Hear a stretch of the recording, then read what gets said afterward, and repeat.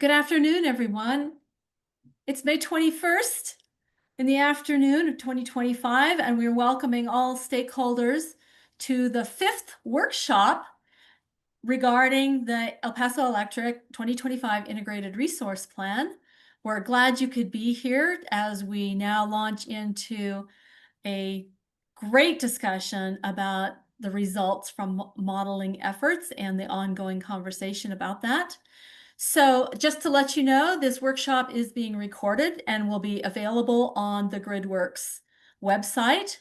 I've also asked my colleagues who are here today from GridWorks. This is Margie Tatro, and I'm joined by Kathy Boyce and Deborah Shields from GridWorks. We have a host of El Paso Electric along with E3 and the subject matter domain expertise that we take advantage of in this conversation today. So thank you all for being here. I'd like to ask one administrative question. If this is your first time attending one of these workshops, please be sure to put your affiliation and email address in the chat so that Deb Shields can be sure to add you to the distribution list and record your participation in this workshop. So again, thank you for being here. The next slide shows what we're planning to do today, and we have made a few adjustments. If some of you downloaded this slide deck a day or so ago, we've adjusted the agenda a little bit to flow a little better, but our objectives have not changed.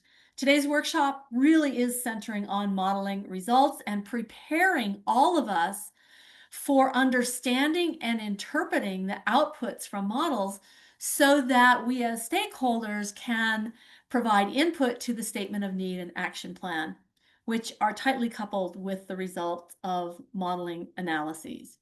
So, in order to prepare this conversation for interpreting modeling results, we're also going to review the base case modeling outputs. These are draft, and EPE and E3 will share the results to date on that base case modeling. We'll also review the scenarios and sensitivities that are going to be analyzed and discuss the summary of stakeholder requested runs that have been worked on over the past couple of months. So really the bottom line for today is to get all stakeholders ready for interpreting and understanding modeling outputs as important elements for the statement of need and action plan, which is our final deliverable that we will put together in this stakeholder process. So our agenda after this welcome is to hear from EPE and E3 about their draft base case modeling results. We'll have time for questions and answers.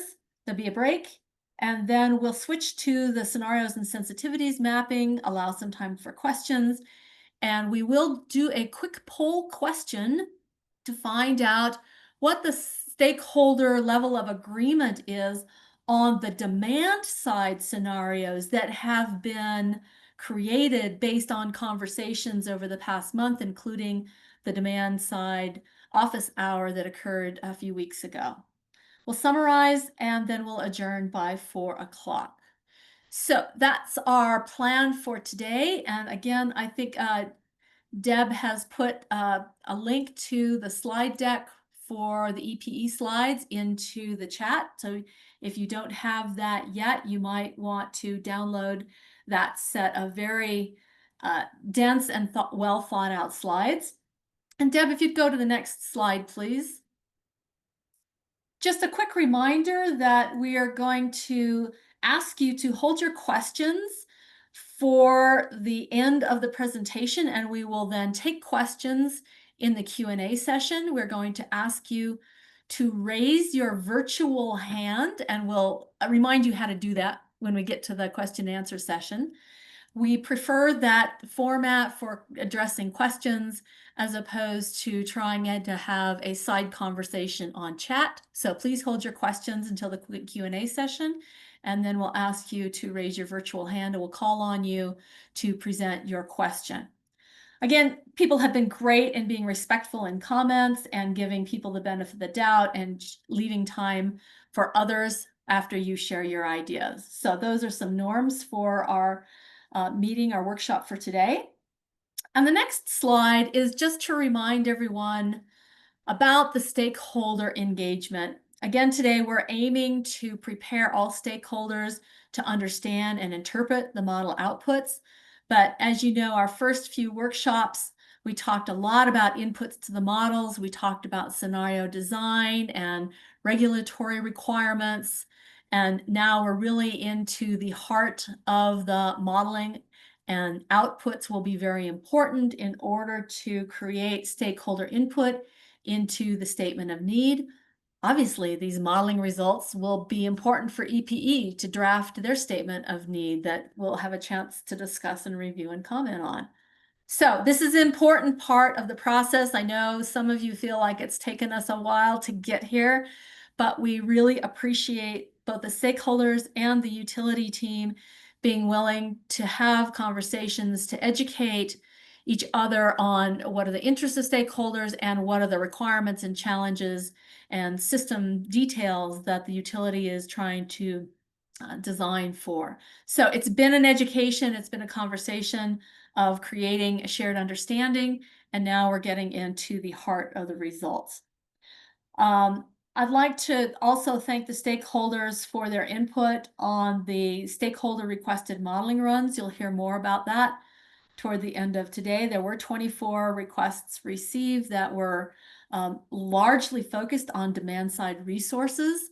And that is why we're going to do a quick poll at the end to understand how stakeholders are feeling about the definition of those demand side scenarios that have been created in collaboration between the stakeholders and the utility.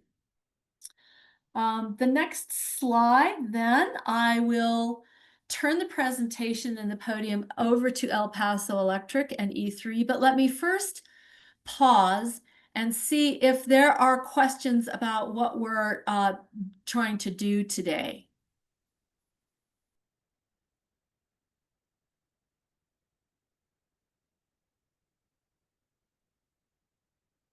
Okay, again, Deb has put into the chat a link to the EPE slide deck, so encourage you to have that available to you because it is a very intense and thorough presentation. But at this point, I'd like to turn the podium over to Emmanuel Villalobos to give an introduction and to begin the EPE presentation. Emmanuel, over to you.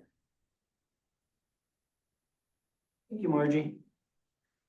Hello, everybody. Welcome back to meeting 5 for our IRP Plus undertaking. So this up here that you're seeing, this is our agenda for the day. As was mentioned, we're going to spend really the majority of the time just diving into the results of our base case and how everything was set up. To the next slide.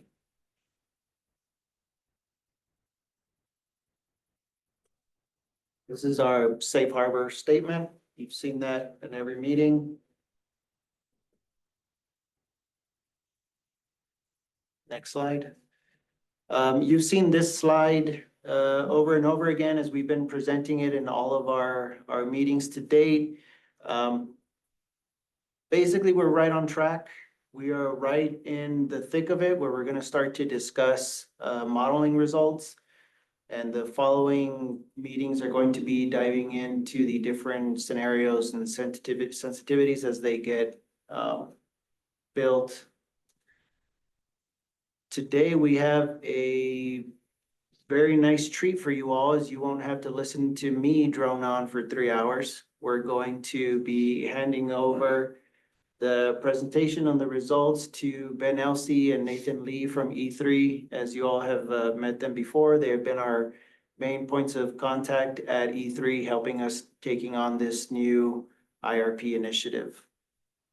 So I think with that, we can turn it over. Hey, good afternoon, everyone. So yes, unfortunately, you do have to listen to me for the next 3 hours. So I will try and make this as painless as possible.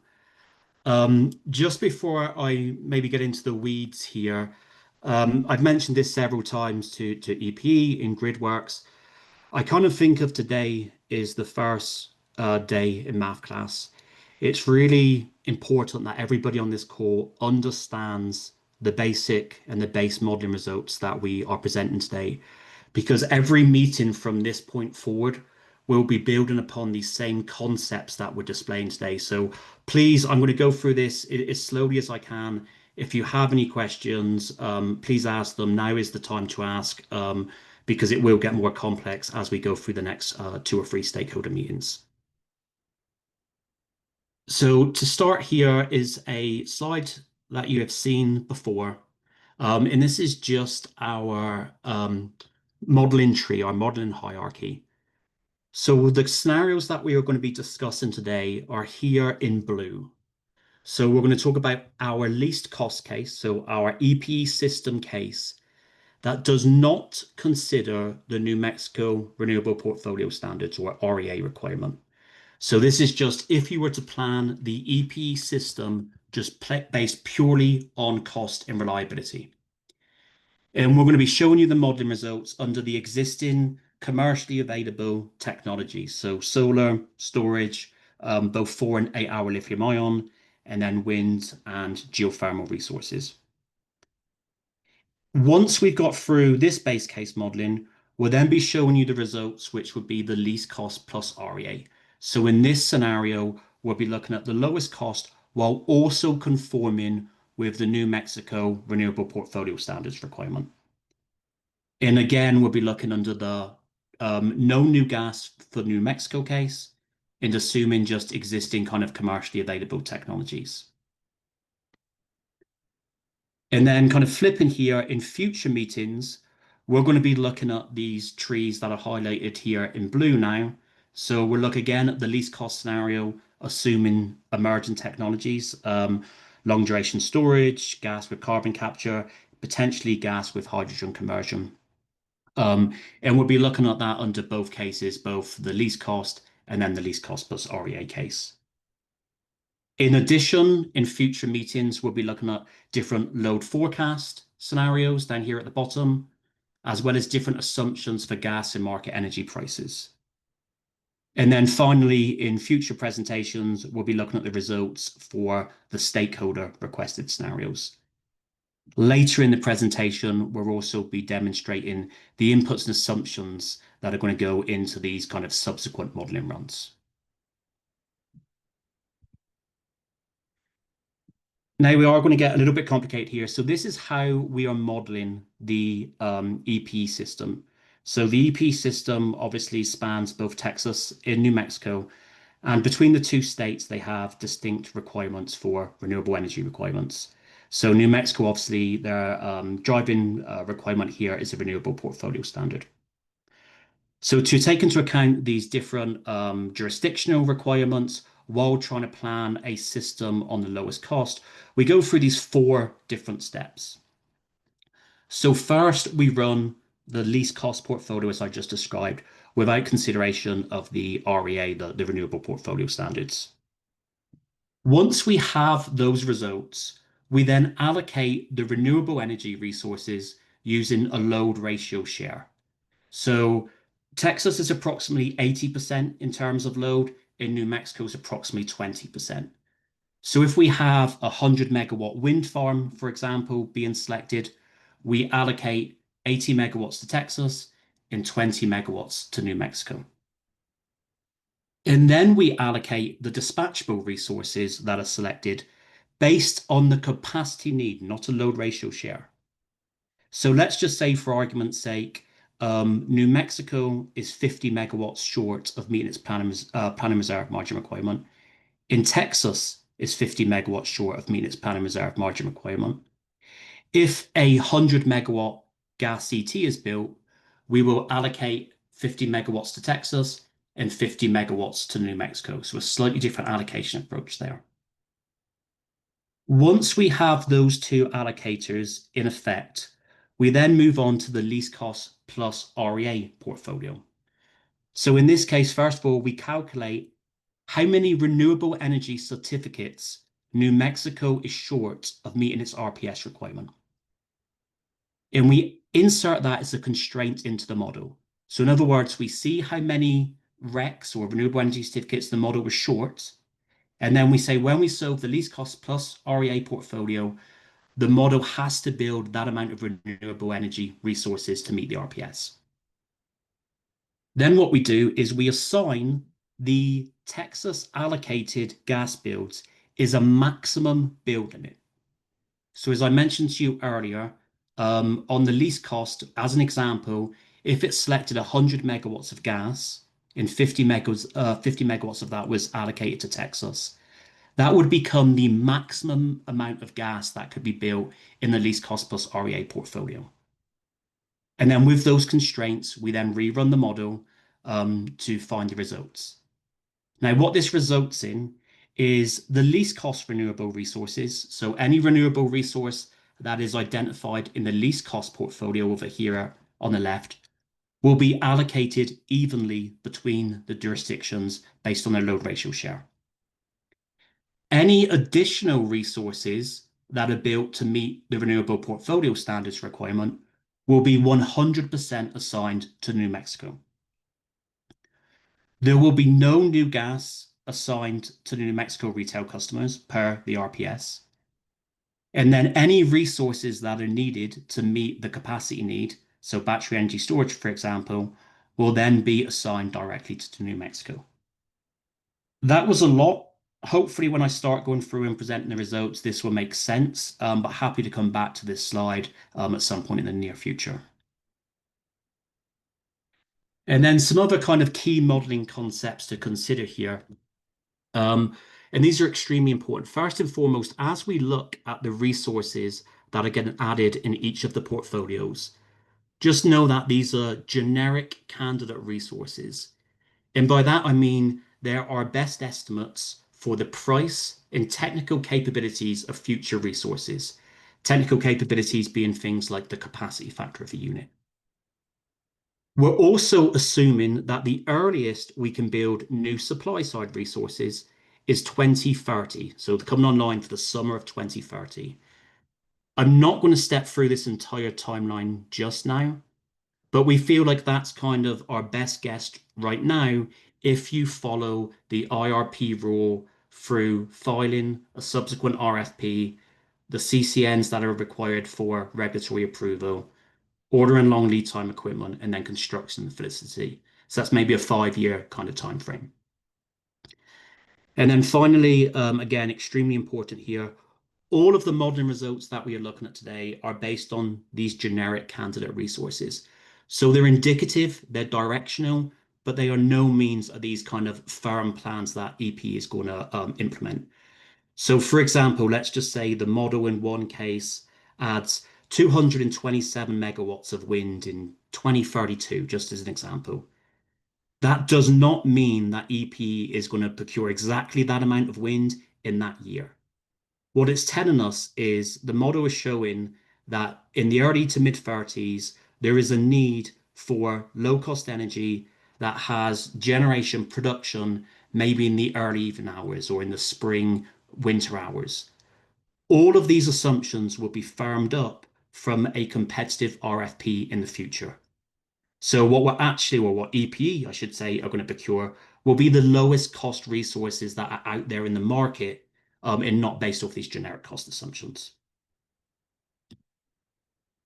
So kind of with those caveats in mind, I now want to step through the modeling. And first, I am going to step through the least cost result. So this is the EPE system without consideration of the New Mexico Renewable Portfolio Standard requirement. So to level set here, this is EPE's latest and greatest loads and resources table, just looking 5 years out into the future.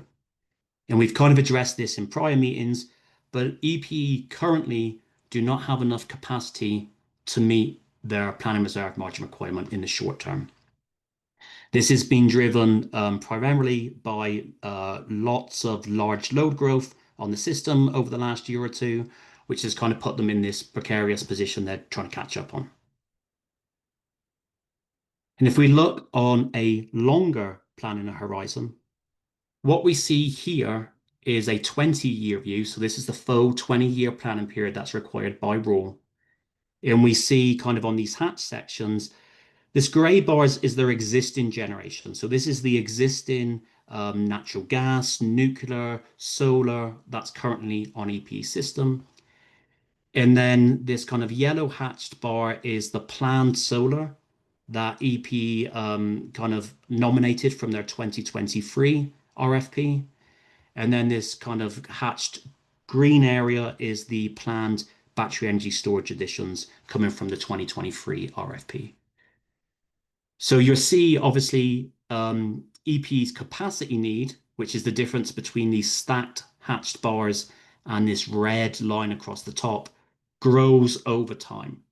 And it grows as load growth increases, and you also see some retirements in their existing generation fleet between now and the mid-30s and beyond. So really the key takeaway here is EP has a pressing capacity need of 724 megawatts of accredited capacity by 2030. So the difference between this hatch bar and this red line in 2030 is 724 megawatts. And as I just mentioned, new resources take several years to build, and we're going to discuss that more throughout this presentation. So let's look now at what the model will add based on those generic cost assumptions, those generic technical characteristics to meet that capacity need. So what you'll see, and I'm picking kind of 4 years here at 5-year increments, so 2030, 2035, 40, and 45. What we're seeing in 2030, the first year the model can build new resources, is it adds 748 megawatts of natural gas on a nameplate basis. And it adds no other resource types. And then as we get out into the mid 2030s, it continues to add natural gas to the system. So it continues to add approximately 600-ish megawatts of additional natural gas. And now, interestingly, what we also see is some new wind generation coming onto the system. And, repeating prior meetings, EP doesn't currently have any wind on the system right now. And then as we go out to the 2040 and 2045, we'd see those natural gas builds actually tail off. There's only a small amount of incremental natural gas between 35 and 40, and then no additional natural gas in the tail. And what you do see is a significant build out of solar generation, 500 megawatts increasing to 1600 megawatts.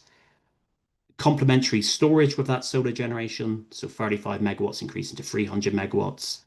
And then again, some additional wind coming onto the system. So this is on a nameplate basis. And now if you recall from prior meetings, what we really care about is accredited capacity, so the effective load carrying capability of these resources. So first and foremost, you see here, the natural gas doesn't receive 100% accreditation. It's got an effective load carrying capability. So it's receiving 726 megawatts of summer accredited capacity. And if you recall from the loads and resources table earlier, that's essentially what EP's resource need is. So it's building enough natural gas to meet this 2030 need. And then as we look out further into the future, we're again seeing that same resource build, but just on a credit capacity basis. So natural gas receives a relatively high ELCC because it's a firm and dispatchable resource. Wind actually, relatively speaking, compared to other utility systems, receives a fairly high effective load carrying capability, just because currently there isn't any wind on the system, so the wind ELCC has not been saturated by existing resources. And then you see storage, particularly solar receiving a relatively low ELCC compared to other utility systems, mainly just because currently EP has a lot of solar on the system. So it's already starting to see that saturation effect. And if we look here over the full 20-year planning horizon, a couple of things that are interesting to note here is one is you build almost exactly enough resources to meet the plan and reserve margin requirement. So these dark lines here, or the bars that are blue and green and yellow and not hatched, are the new resources being added on an accredited capacity basis. And they are coming up to this red line almost to the megawatt. So what that's saying to us is the model is building resources to meet the planning reserve margin and not building resources above and beyond the PRM for lower cost energy or sell into the market, for example. And then also what is key to note here is if we do not allow new resources to come on into the model until 2030, which is realistically the earliest you can build them on the current timeline, then you obviously have a problem in 26 through 29. And that's a problem that EPE will need to kind of address in this IRP as part of the action plan. And now just want to quickly talk through the new gas builds limitation. So I mentioned this earlier. As we solve the model to the least cost case, the model is building this much gas, this dark blue line across the top on a cumulative basis. So this is how much gas the model is adding. What we do is we assign that gas between Texas and New Mexico. That's the first step we do. So for example, in this case, Texas is being assigned, I don't know, what's that, 550, 560 megawatts of natural gas.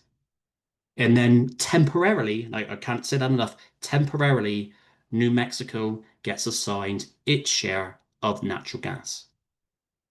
Now, in the next case, the least cost plus REA, what we actually do is set the limitation for new natural gas at the top of this solid blue bar. So this is Texas getting assigned the natural gas, and all of this hatched area that was temporarily assigned to New Mexico needs to be solved by a non-carbon emitting resource, i.e. wind, solar, or storage. So now I'm going to transition into the results from the least cost plus REA case.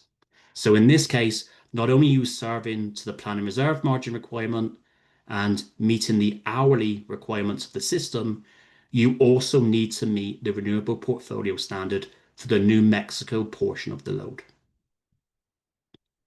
So this is just a little bit of indicative here. This is just showing kind of New Mexico's loads and resources table as it stands today.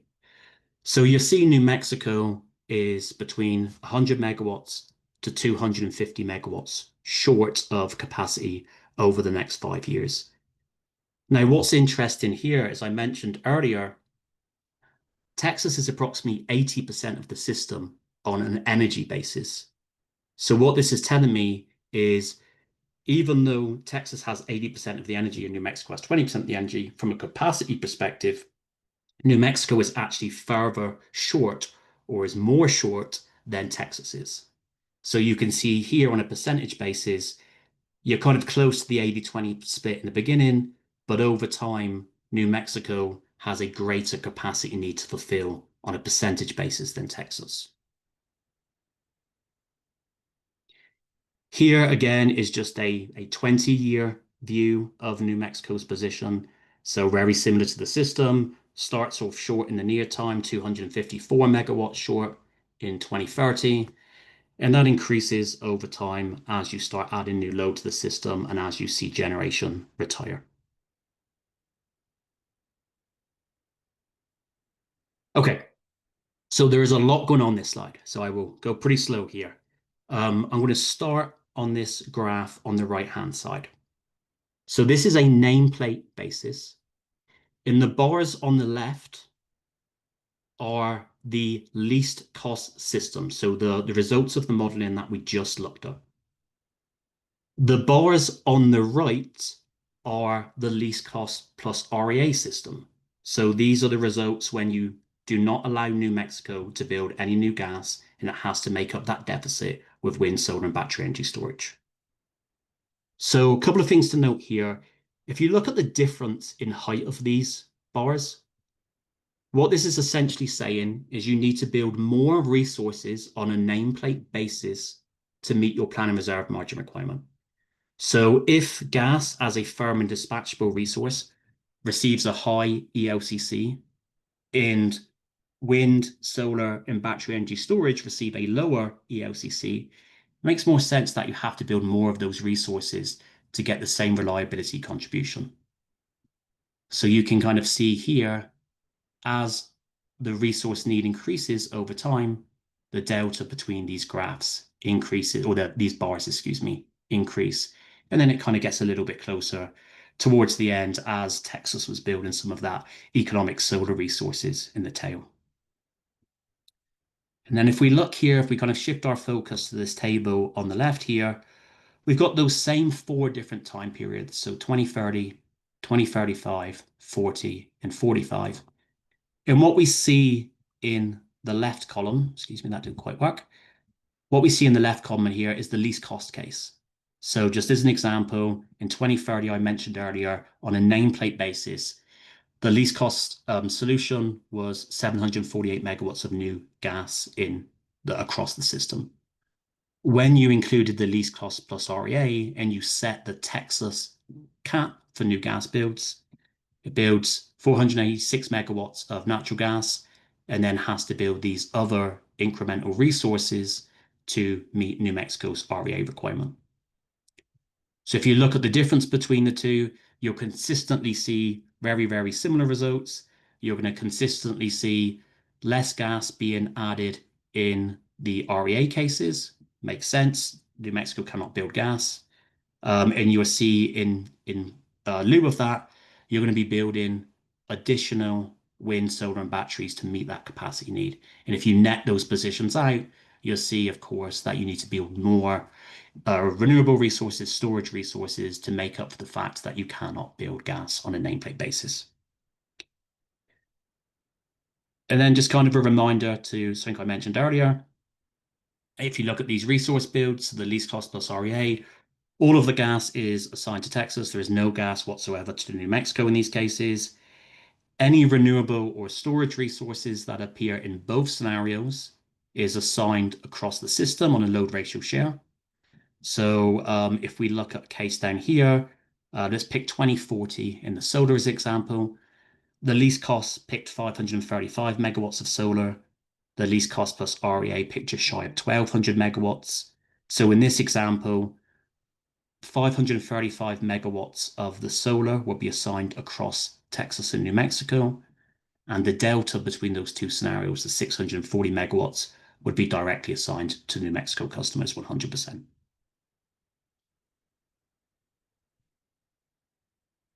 Here we see the same resource build, but on an accredited capacity basis.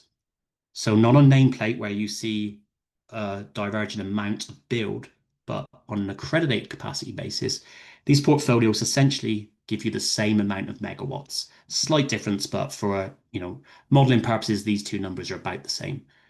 So what this is telling me is, again, the planning reserve margin is the binding constraint here. So under the least cost plus REA case, the model is building resources to meet the planning reserve margin requirement, which in turn naturally satisfies the RPS requirement. And we can see the least cost case here on a 20-year planning horizon. So same story, all of the resources that are getting built are meeting the planning reserve margin requirement almost to the megawatt in every year. And again, you have this deficiency in 26 through 29. And if we start looking here, we mentioned in one of the first two meetings that EP are transitioning from an integrated resource plan to more of an integrated system plan. So what that means is historically, mainly because of computer processing power, utilities modeled their systems on what we used to call a copper plate approach. So it would be a single bubble or a single zone, and all of the loads and all of the resources would be located within that zone. What we've done in this IRP, or ISP, I should say, is the zone is splitting out, or EP service territory, excuse me, is splitting out into 7 different zones. So we see here the 7 different zones, and we have transmission constraints, transmission flow limits between each zones. So what you're seeing here is the build out of those resources on a nameplate basis in each of the zones. So you see, for example, in the west, here in this bubble, You're building some of the natural gas, some of the solar resources, some of the storage.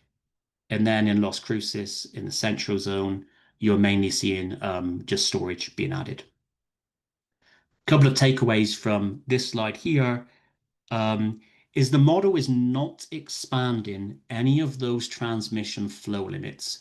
So we gave the model the option of essentially maintaining the existing flow constraints and building resources, understanding you may have congestion, or you could expand the transmission flow capability, relieve congestion, and what's the lowest cost solution.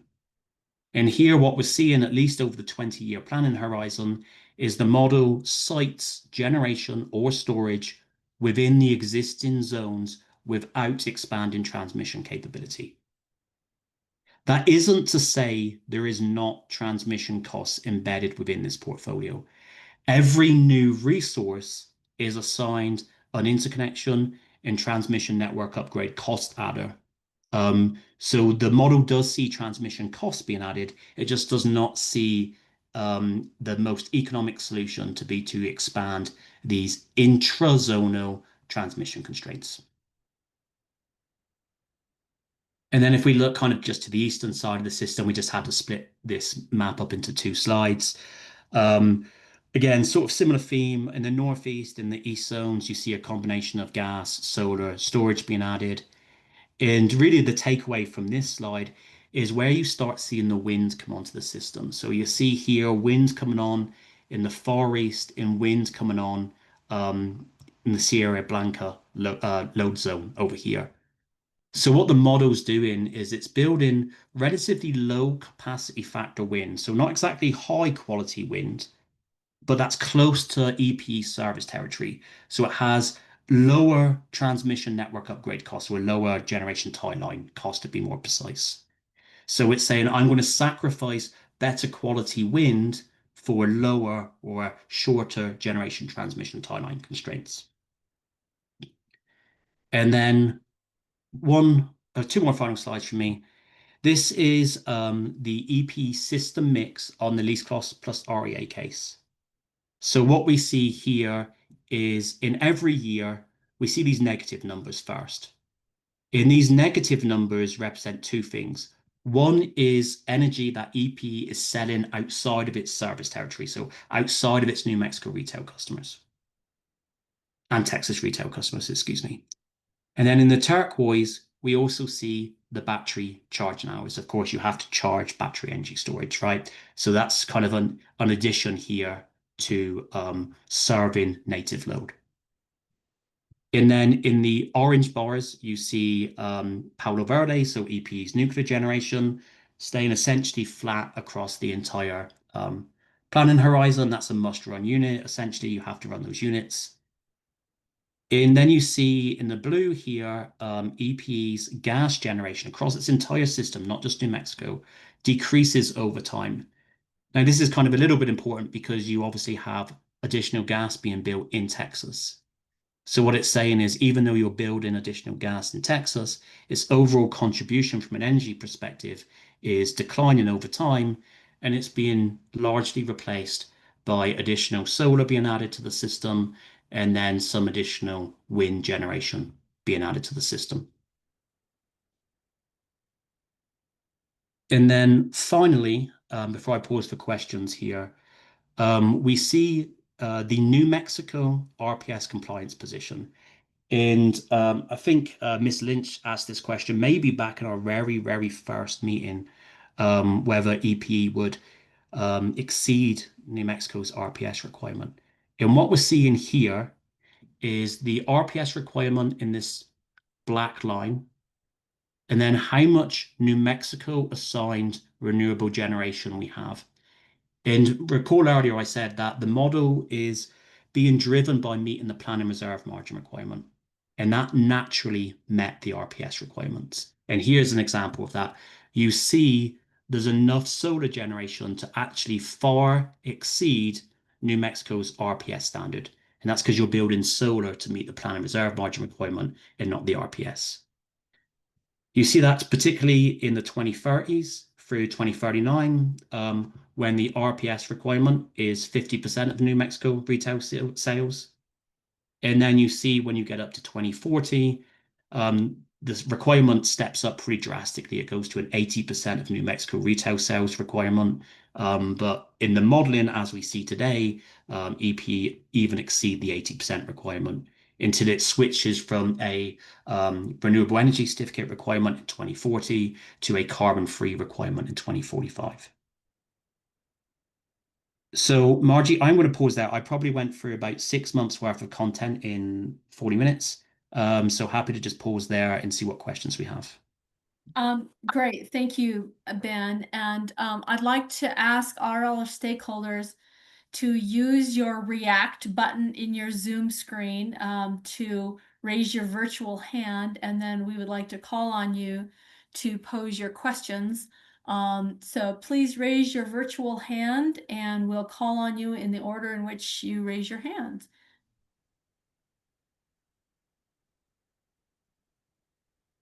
Go ahead, Chris Leger from Interwest. Yeah, thank you, Margie.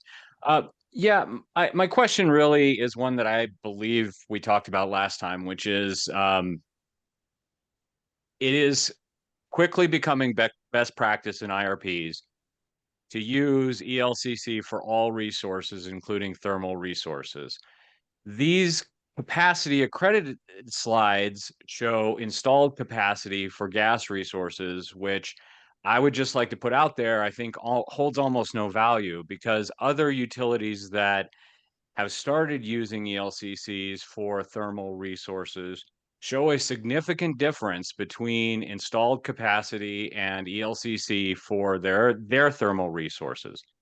And without that information, I think it's really hard to use an app to be aware of what a real apples to apples comparison is between these resources. So, Chris, I'm going to push back a little bit there. What you typically see when you look at ELCC values for natural gas units that are lower than we're showing here are winter ratings, right? Because you look at correlation between winter weather events and the reliability of gas units. We're only looking at summer ratings here. So are you saying mean, that you... that could be true, but we don't know, do we? I mean, heat derates and, the issues that could be available on the EPE system, we just don't really know how it would work under an ELCC study. Well, sorry, Chris, again, we did do ELCC studies for gas, just to be clear.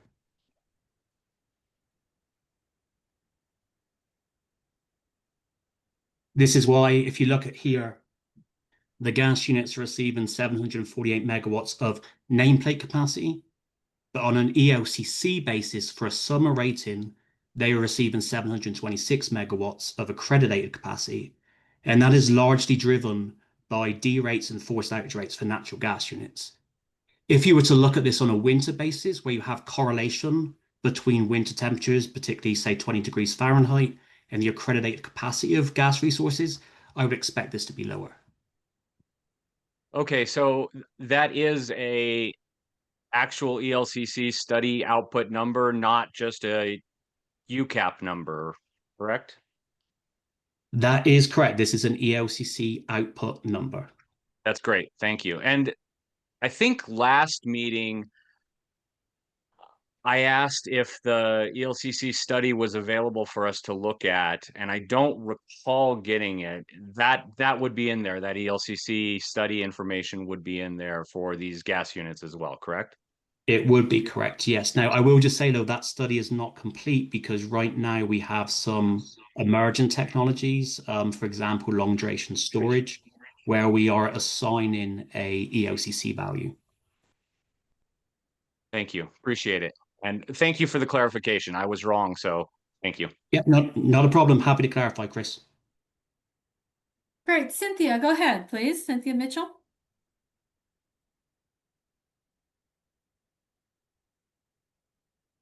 Uh-oh, did we lose Cynthia? Am I here now? Yes, you're here. Okay. Whatever, pushing the wrong buttons. Ben, to just follow up on Chris Leger's question, make sure I understand this, because this has been an important point for staff going back to the PNM and also the SPS IRPs, and we were really happy, at least I was really happy to hear that you were doing an ELCC study that included the gas units as well.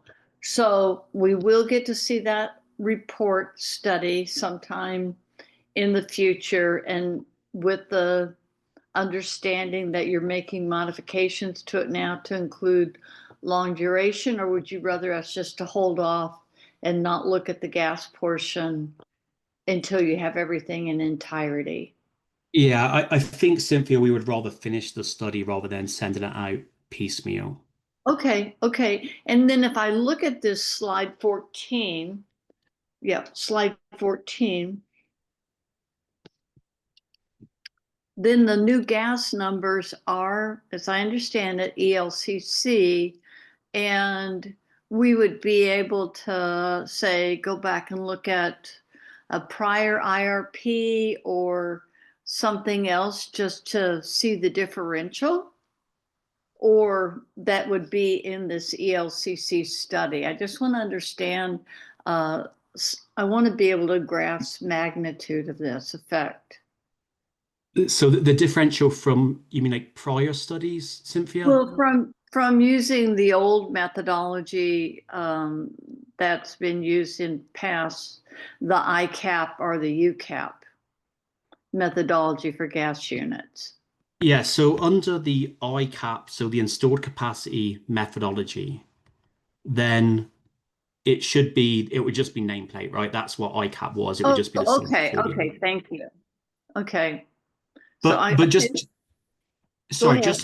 just to be real clear as well, when you start talking about UCAP and you start talking about unforced capacity rates, the ELCC of a firm indispatchable resource over the summer should broadly align with the UCAP rating, right? Because the effective load carrying capability of a firm indispatchable resource is essentially saying when it's forced off, you can't count on that capacity, right? And you do that with an ELCC study, but you could also do that with a UCAP, and they should technically come up with the same results if your ELCC study was accurate.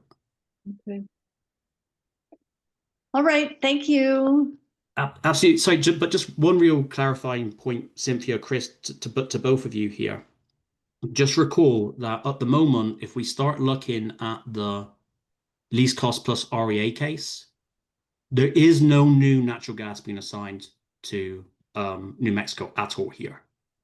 So from New Mexico system planning perspective, the only way the accreditation for storage, or excuse me, natural gas is relevant is just whether some of the resources built would be allocated between both Texas and New Mexico or just New Mexico.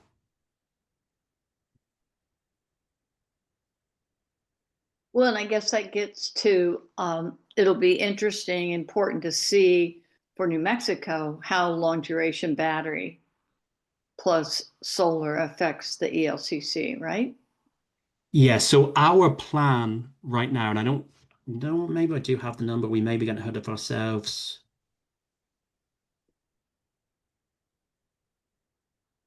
I think our plan is essentially for long duration storage. I thought I had the number on this slide. Apologies, I do not. Is to essentially model it with an approximately 95% ELCC plus or minus 2%. So let's just say 93 to 97%. So long duration storage, because it's going to be 100-hour duration, will receive a very similar ELCC to natural gas. Okay. Great, thank you. Absolutely. Thank you. I see Anastasia Stevens, you have your hands up. Please go ahead. Okay, thank you. I have not been following these meetings as closely as I'd like to, so I'm going to start with one kind of simple question that I think I just heard Ben say both in his answer to Cynthia. Can you hear me? Yes. Yes. And in his presentation, but I understand that, no new gas is going to be assigned to New Mexico. And first question I have, this is the easy one, is whether I heard correctly or misunderstood that all other resources that are chosen are going to continue to be allocated based on, an overall system ratio. So yeah, let me come back to this slide just real quickly. So there's a couple of different allocation methodologies here. So first and foremost, any new natural gas will be assigned 100% to Texas customers and 0% to New Mexico retail customers. Any renewable energy resources and storage that appears in both the least cost case, excuse me, and the least cost case plus REA will be assigned to Texas and New Mexico using its load ratio share. So approximately 80% to Texas and 20% to New Mexico. And the reason for that is essentially you're saying, even if the RPS or the REA didn't exist, the least cost solution tells Texas customers they should be building wind and solar as well. So you want to make sure those economical resources, what the model is saying is the best interest of all customers, regardless of New Mexico specific legislation, both customers on both sides of the state line should take that benefit.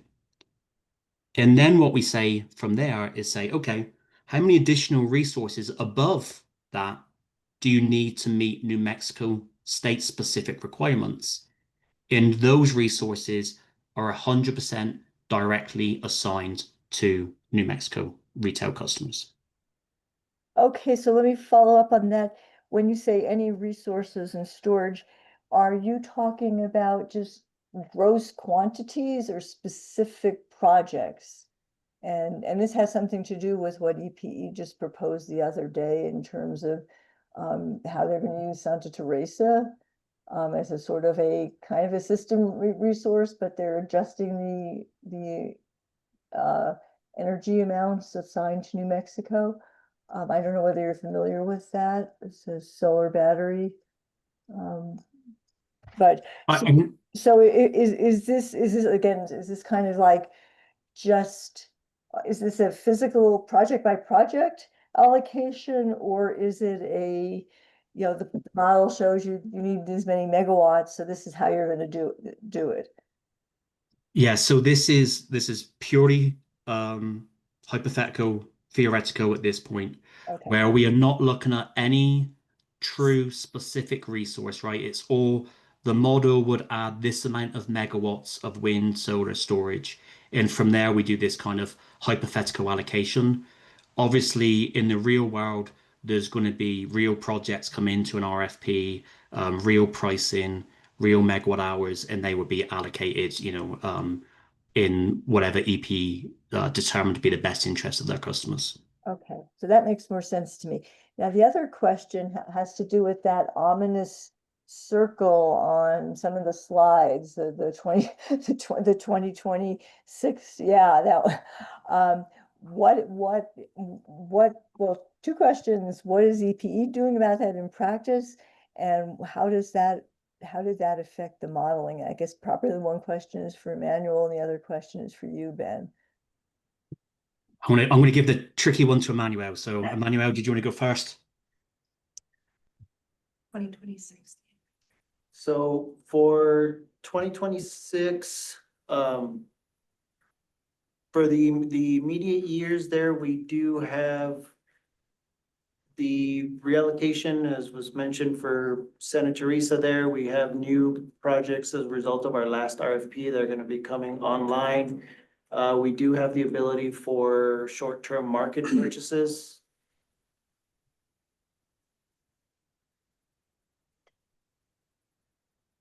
And is that your solution for that whole, whatever, 4-year period? I mean, or is there something else that we're missing here that could fix that? Aside from additional resources and market purchases? Now, okay, well, I'll just go back to the market purchasing. In the presentation that you made on, I think it was you and others on April 10th on the readiness for the summer load. You presented a slide that showed something like 150 or 150 something, 175 megawatt shortfall for New Mexico. And it was stated that EPE's plan was to meet that need with day-ahead purchases, which struck me has left me shaking in my boots, to be honest, that EPE is going to have a catastrophe this summer. Is that really your intention, to meet that much of load, which would be like roughly a quarter of EPE's, more than a quarter of EPE's New Mexico load, by gambling on what the day ahead market price is going to be? Well, I wouldn't classify it as gambling on what the day ahead market prices are going to be. But purchasing 100 megawatts on the day ahead is not unheard of. It can happen rather easily with load swings. Yeah, but you're talking about meeting your peak load, so that would be presumably, unless there are outages, that presumably would be the hottest day of the year when everybody else is also in the market. And what's going to happen when, you got $1,000 megawatt purchases? Is that a prudent approach So to?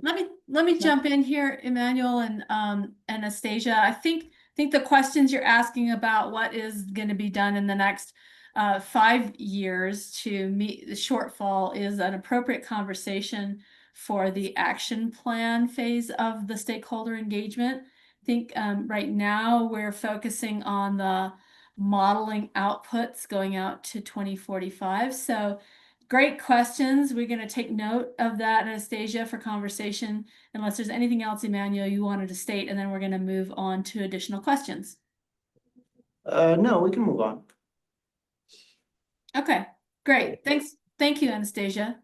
Well, thank you for not answering the question. Well, No, but I mean, really, there's a 3-year, the idea is to have a report on September 1st that has a 3-year action plan. And there's this big, there's this 4-year, 5-year gap, really, if you count this year. And there doesn't seem to be much of an answer to that, I guess. Maybe we'll see something in the action plan that isn't part of the modeling, if the modeling doesn't really start till 2030. That's my takeaway here, I guess. Well, our action plan conversation happens at a future workshop. Both the action plan that EPE will put forward and action plan ideas that stakeholders want to introduce into the conversation. So that definitely is part of the stakeholder process, and we will get to that when we're talking action plan in workshop 7. So hopefully that will you'll be able to be included in that. Well, just remember that there are concerns that's a scary looking circle there. Okay. Yeah. Thank you for pointing that out. That's a good observation. We've got Phil Simpson and sorry, Cynthia. Go ahead. Margie, just real quickly, because I think there was a 2-part question, and how is it incorporated in the modeling? And I do want to just take 2 seconds to address that. So just real quickly, I mentioned earlier intentionally that we're assuming the earliest a resource could be built was 2030. And I did provide this timeline to the right that people can review at their leisure. So this is essentially assuming that you follow through all of the IRP, ISP, RFP, CCN steps in order as kind of envisaged in New Mexico 17.73. So, if you can change, adjust, expedite this schedule, that is potentially the way of getting supply side resources online prior to the summer of 23. So just went up to 2030, excuse me. Ben, may I ask you something about that? I assume that the 2030 date is built up based on building, building physical plant. Did you make any adjustments for demand side resources being available much sooner than that? You are on about slide 26 or 36. We're going to address that. Great. Thanks. Ben, anything else on your end? No. Sorry, just to be clear, we'll address speed to market for demand side solutions when we get down to the alternative cases. Great. Okay, thank you. Great, thank you. Phil Simpson, you had your hand up. I don't see it any longer. Would you still like to ask your question, Phil? Yeah, I guess so. I mean, it's related to the near term, and I just wanted to clarify. I've gotten a copy of the 2024 El Paso Electric Corporate Sustainability Report, and it includes over a gigawatt of solar in the next few years, which sort of fills that circular hole that we've been talking about in the near term, or at least partially does. And I guess my question is, how does that fit in with the modeling? Is that those plans for a gigawatt of solar in the near term, how does that fit in? Is that included in the modeling or not? So, Phil, I can't answer to the gigawatt just because I don't know the numbers, but what I will say is the capacity position that we're presenting now includes the planned additions of solar plus storage that EP have identified from prior RFPs. And you see this addition here in the yellow and here in the green. Now, keep in mind, this is on an accredited capacity basis, not nameplate. So these numbers would be much bigger, but I don't know if that totals 1,000 megawatts. I can punt that to Emmanuel in the EP team. Okay, thank you. Emmanuel, did you want to address the 1 gigawatt question?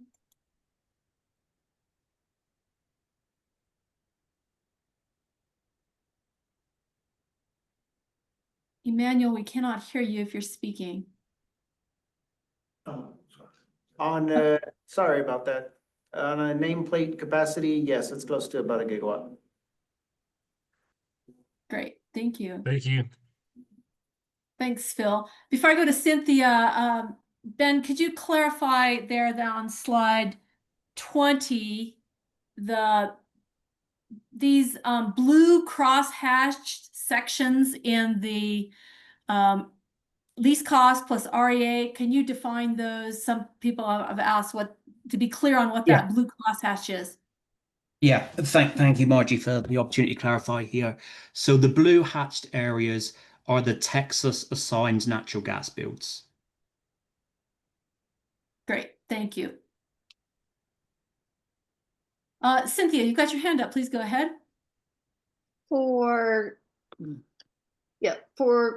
I guess it'd be slide 11, the system load and resources, particularly for the near term 26 through say 30 or 32, the capacity need. Can we at another time get this breakout for how much of this is the IT data server load?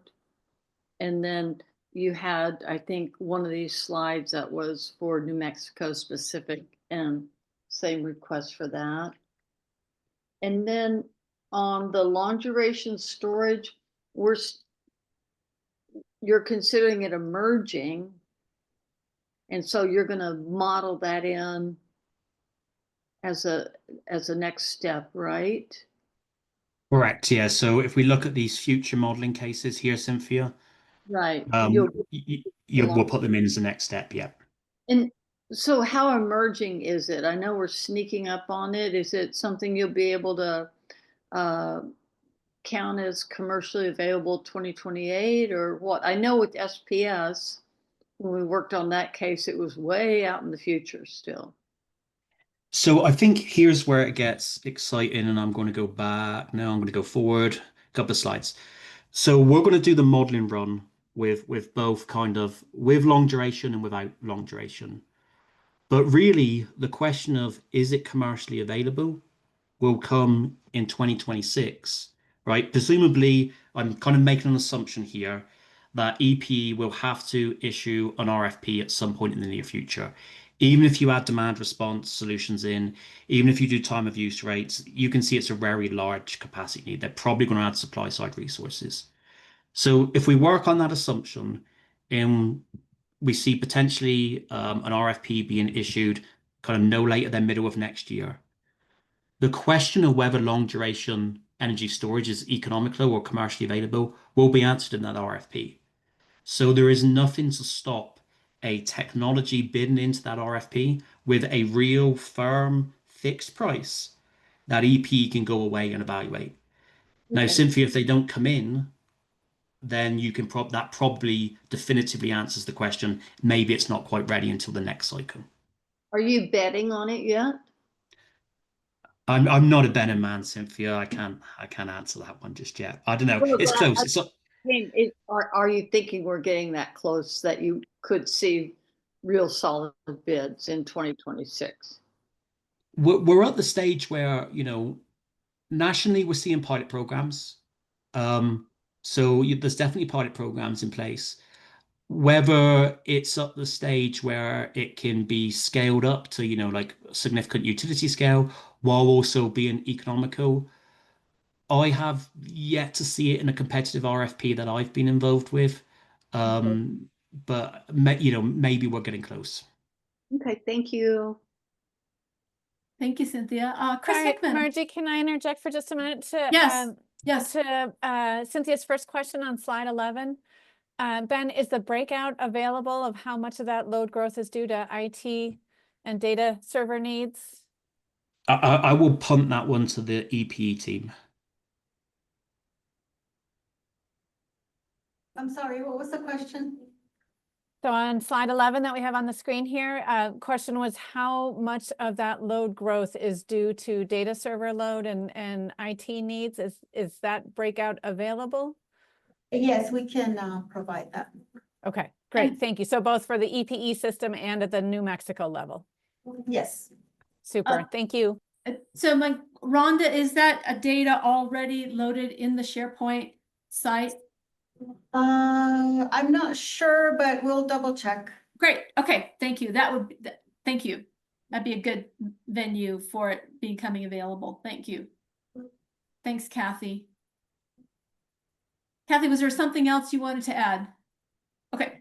Chris Hickman, you've got your hand up. Please go ahead. Hey, Ben, I was just curious, the definition of long-term storage, do you guys have a characterization of how you're defining that? So for the purposes of this modeling, we're doing 100-hour storage. I wouldn't say I have like a strong definition, just more broadly speaking for long duration. I think really what we're looking at is being key is multi-day. So if it can discharge for more than a 24-hour period is kind of like a very loose definition for the purposes of this case. But I would say people have their own opinions on that. Thank you.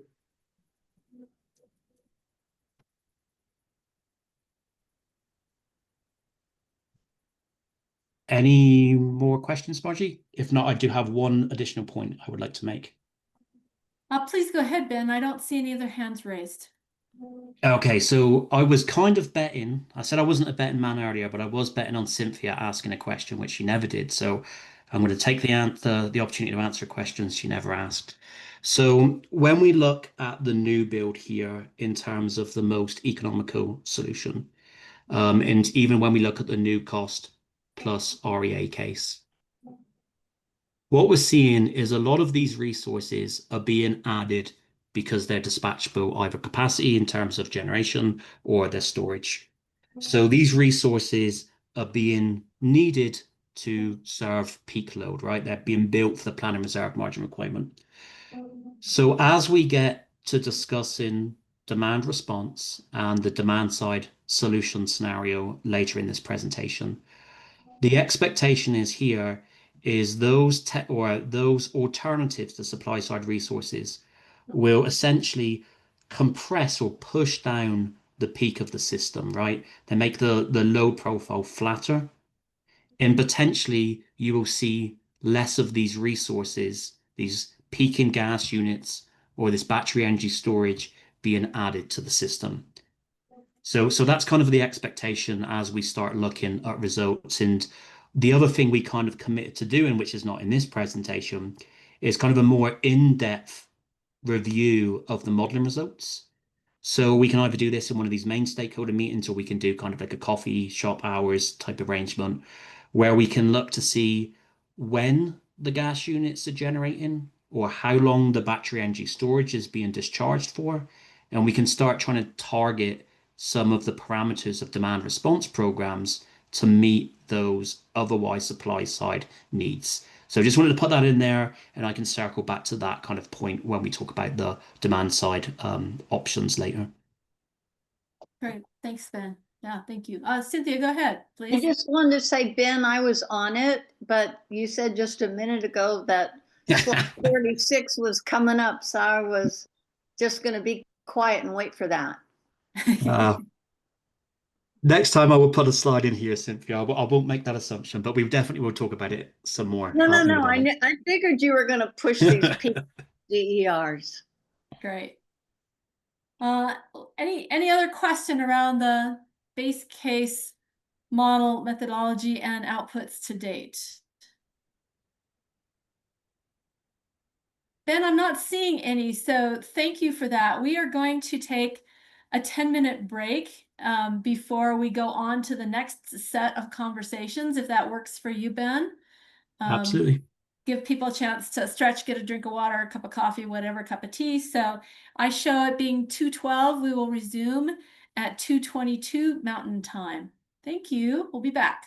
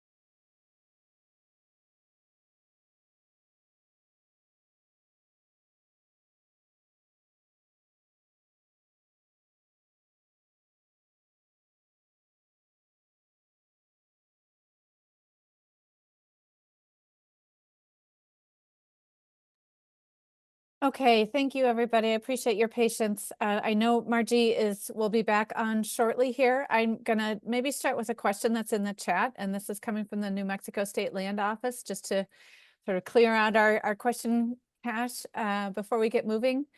Ben, a question for you on transmission. With these models for production, where does additional transmission considerations take place?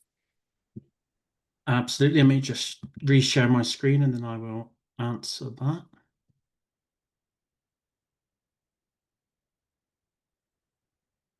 Okay, Kathy, can you just confirm? Can you see my screen again now? Yes. Okay. Thank you. Thanks. I'm back. Sorry, my internet dropped. Thank you for continuing.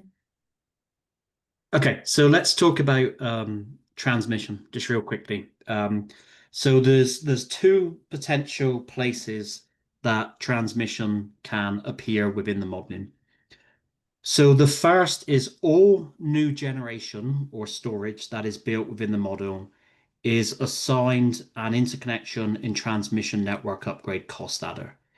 And that is a generic cost assumption. So for example, and these are just example numbers, a new solar resource may be assigned $100 per kW for transmission and interconnection. So that number would represent any new generation tie line being built from the location of the solar facility to the EP system.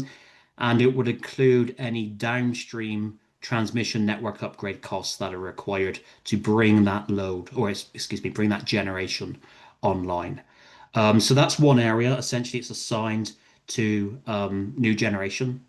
And of course, all of this new generation is generic. It's not real world projects. So that is a generic cost assumption. And then the second place where you potentially could see additional transmission, which we're not currently seeing right now, is between zones. So this map down here shows the 7 different load zones within EP service territory. And these dotted lines here represent or simplify existing transmission of flow capability between zones. We also give the model the option to expand these pipes between zones if it chooses to do so. So those are the 2 areas in which you could find transmission costs within our current modeling. Thanks, Ben.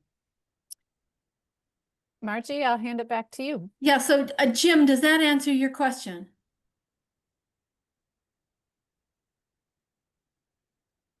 Well, I think it generally speaking answers my question.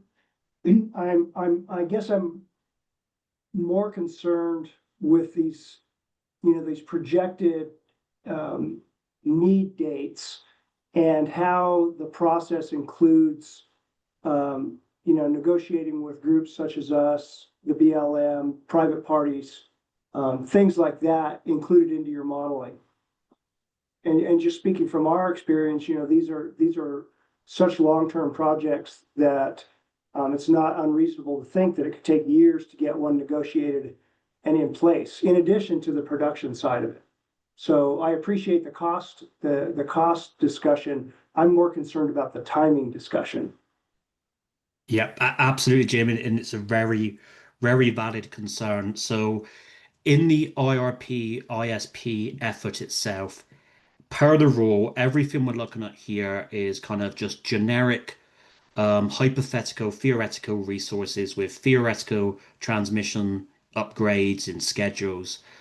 Where the issues that you're describing really come into effect is when utilities issue the request for proposal, so the follow-on from the IRP here, and you start talking about real projects, real steel in the ground that exists out there in the market. Right. And typically the way to address the concerns that you're raising is, EP as an example, will issue the RFP and say, these are the requirements. You need to be able to be commercially operational by whatever date we have a resource need for. And to validate that that is feasible or, doesn't represent overdue risk on the utility, we would like to see, your construction schedule with your milestone. We would like to see the status of all of your permitting, all of your transmission build. And then that comes in that kind of evaluation review phase where you ensure the feasibility of the project to meet the commercial operation date that's required. So absolutely valid concerns, but they kind of come when it's project specific within the RFP. Great. Thank you for the explanation. Absolutely, Jim. Thanks. Good question, Jim. Appreciate that. So I think, Kathy, we're ready to switch over to the scenarios and sensitivities mapping. Ben, if you'd like to proceed, please do. Sure. Okay, so I'm going to skip around on you guys. Apologies if this is making you dizzy. But just real quickly, I'm going to go back to the very beginning. And I'm going to talk about the scenarios we presented just very quickly. We're looking at the least cost with existing technologies, the least cost plus REA with existing technologies. And then what we're going to be presenting in future meetings is the results using emerging technologies, also looking at different load forecast cases, different gas and market price forecast cases, and then also, of course, the stakeholder requests. And this is all in keeping with our in-person meeting in Las Cruces. These were the scenarios we presented. So what I want to do now is just kind of tee up the inputs and assumptions for these cases prior to EPE conducting the modeling and then obviously presenting the results in future meetings. So now let's skip towards the end of the presentation here. Okay. So let's look first at the load forecast.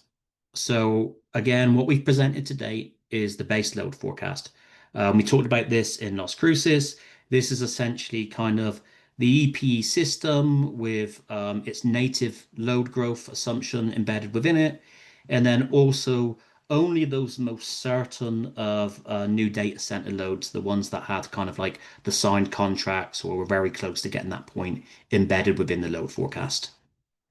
And that's what we see here in the blue bars. And then we have two alternative higher load forecasts. So the first one is the high electrification case. And this is largely driven by a greater adoption of electric vehicles. Now, what we're seeing here, just to be very clear, is just the impact of summer peak. So how does it increase summer peak demand? So what you see in the high electrification case is in the early years, it's pretty much the same as the base case. And then as you go out further into time and you assume a greater adoption rate for electric vehicles, you see it has a greater impact to the peak demand. So that's the red line here. So this is one scenario we'll be running. And then what we see in the green bars here is the higher data center or large load growth customer scenario. So in this case, what you actually see is, yes, in 2026, it starts off pretty similar, but it very quickly jumps to be pretty significantly higher. So by 2030, the peak is about 1,000 megawatts higher than the system is under the baseload forecast. That peak continues to grow through the mid-30s. It gets to about 1,800 megawatts higher by 2035. And then it kind of levels off and it essentially stays the same through the planning horizon. Now, we can sit here and we can debate for many, many, many hours on the specifics of each of these cases. But why I think these present two challenging or two kind of opportunities here for load forecasting is the different approach. So one is a very gradual transition. So we can look to say, okay, how does the resource build change if a load forecast is higher over time? Now, what we're probably going to see is in that first 5 years, because these load forecasts are almost the same, is it's going to be obviously a very, very similar portfolio. But looking out further over the 20-year planning horizon, what additional resources are needed to meet additional EV or higher electrification adoption, right? Now, don't forget, this is just peak demand, what we're looking at here. So having EV adoption is also going to change when other hours of the system require electricity, right? So if you're charging your EVs at night, you're going to see higher demand in the evenings, potentially requiring additional wind, for example, or additional storage. So it may have a slightly different impact going out into the further into the future, where you see the mix of resources changing. On the other hand, we look at the large load case and we say, okay, what is the resource build needed if you have a pretty sharp increase in load in 5 years time or 2 to 5 years time? And not only are you going to have a sharp increase in load, but it's going to be an extremely high load factor, right? These large loads are operating at 90, 95, 97% load factor. So you're going to need resources that can generate essentially 24/7. So that's likely to be a combination of wind, solar, and then for New Mexico, of course, just storage. If you look to this in Texas, potentially dispatchable gas generation. So this gives us kind of three high-level futures under a different load forecast scenario. And we can look at the results and determine, okay, how do these portfolios change when you have additional load growth? This will change the portfolio more than anything else we're going to look at throughout this modeling effort. Load growth will drive the resource build more than anything else. The other thing that we're going to look at here is natural gas prices. So if we look to the left, the blue line is EPE's base case natural gas price forecast on a dollar per MMBTU basis. Technically, this is the average of 3 different natural gas forecasts that EPE use. So we're just averaging it out for this chart just for simplicity. And what we're going to do is we're going to model a low natural gas price scenario and then a high natural gas price scenario. And we're going to model the low case at being 10% below the base on an annual average, and the high case being 10% higher than the base case. Realistically speaking, because EPE cannot build new natural gas in New Mexico per the REA, this probably won't be as impactful as it is in other jurisdictions, but it still can just give us an idea of how sensitive the portfolio is to fundamental fuel forecasts. And then if we look to the right, if everyone's familiar with the way generation dispatch stacks work, typically, the lowest cost production resource is dispatched first. So wind, solar, for example, have zero production cost. Yes, you've got to pay to build the steel in the ground, but in terms of generating, obviously the sun's free, the wind's free, so they have zero production cost. So those units are almost always dispatched first. And then you go up through your different generators based on whatever's the cheapest to produce the next incremental megawatt of electricity. So when you look at market price forecasts, they are typically driven by the marginal unit. And the marginal unit, more often than not, is a natural gas unit. So when you look at adjusting natural gas prices, it's kind of best practice to also adjust the market price forecast, assuming they're going to move in tandem. So the blue line here on the right is the base the base market price forecast. And then again, in the same scenario, we'll have a lower price forecast by 10% and a higher price forecast by 10%. So these are kind of two of the core scenarios that we presented in Las Cruces, the load forecast and the adjustment to natural gas and internal market energy price forecasts. The other one, I don't know what happened here. We were missing half a graph. Let's skip to the next one. The other adjustment that we're going to make is emerging technologies. So in the last meeting, we presented kind of these lighter, thinner lines at the bottom. And these were the fixed costs for 4-hour, 8-hour lithium ion storage, and then also a gas CT. So that's what you're seeing here on these lighter lines. So these are typically capacity resources. These are storage units, the generation that runs pretty infrequently, and you often see its pricing presented on a dollar per kW year basis, as you see here, or divided by 12 for a dollar per kW month. So these are the resources that we've modeled today in the existing technologies case, these bottom four. In the emerging technology case, we're showing two here. One is gas generation with carbon capture. And then the second is this 100-hour energy storage system. Now, when you start looking at the pricing for these kind of mature technologies, we got a pretty good idea what these resources are going to cost, or at least we did pre-2023 when pricing started ticking up and it's gone a little bit over the place. But generally, there's lots of contracts in place. There's lots of resources out there. There's lots of data points to know what this pricing is. When you start looking at some of this more emergent technologies, there's fewer data points, right? So at the moment, we're looking at modeling, just for argument's sake, carbon capture at just less than 500 here on a kW year basis. That could be plus or minus 50%, to be honest. So what we propose to do is, my thought is the model is unlikely to select these emerging resources. I expect the model will continue to add 4-hour, 8-hour lithium ion storage before it adds 100-hour batteries. Now, that's just a hypothesis. If that does happen, what we will do is we will force in some of these emerging technologies. So we would say to the model, hey, you need to select, I don't know, 100 megawatts, 200 megawatts, it's just arbitrary number of long duration storage in a year where the model is either building significant amount of batteries or a gas CT, to see how far off economically it is. Now, if it's millions of, maybe billions of dollars out of the money, you probably know it's not really going to be available for an RFP next year or the year after. If it's pretty close, then obviously you could say, well, if these prices were actually 30% lower than we expected, maybe the model does pick long duration storage. So that's how we're going to model these emerging technologies. The only one we don't quite see on this graph just yet is whether we are going to look at hydrogen conversion to natural gas. We need to speak to EP on this.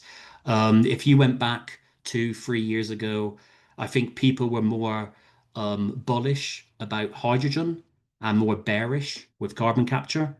And then I just think over the last 2 or 3 years, there's maybe been a little bit of a shift in dynamic there, and you maybe see a little bit more bullish approach to carbon capture and a little more bearish approach to hydrogen.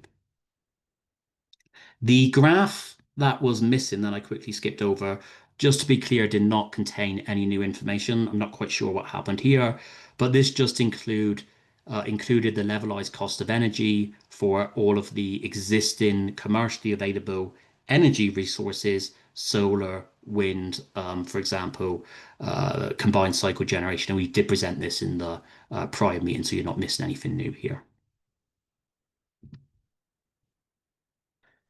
So those were the 4 slides for the core scenarios that EP suggested running in the third stakeholder meeting. And now we're going to just briefly look at the scenarios and sensitivities that were requested by stakeholders. So Ben, can I ask you to pause? I think we had a couple of questions on that first segment. Yeah, please so do. maybe we should, I think Chris Hickman, you had a question. And why don't you go ahead, Chris? And Cynthia, you've got your hand up. Chris, you her first, please. Sorry, Chris Hickman, go ahead. just quickly back on the load cases slide. I'm just education for me.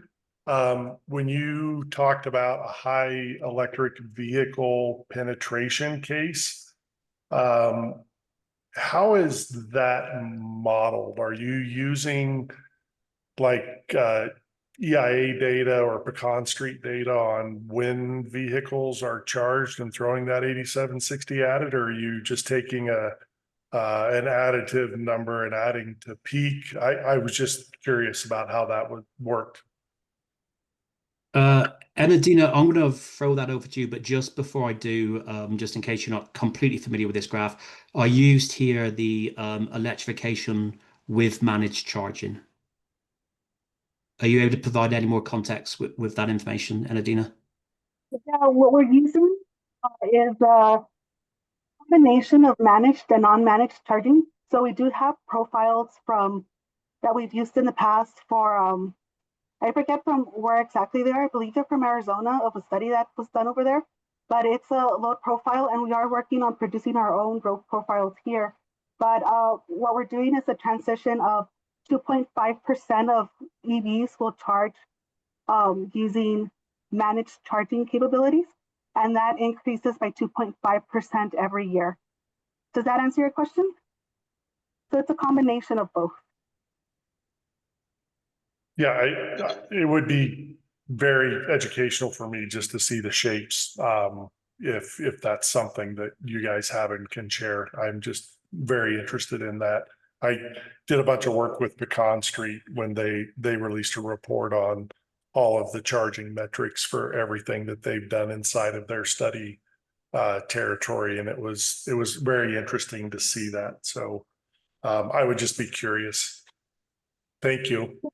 Okay, thank you. Yeah, we can put that together and share that. Sorry, and Adina, this is Kathy Boyce chiming in. I remember that something was posted on the SharePoint site related to electrification. Would that contain what Chris is looking for? No, that would contain more like the total numbers here, but he's asking for shapes. Okay. And yeah, that wouldn't be in there. Mm-hmm. Okay, thank you. Okay, great. Thanks. Let's see. I think Cynthia, you've got your hand up next. Please go ahead.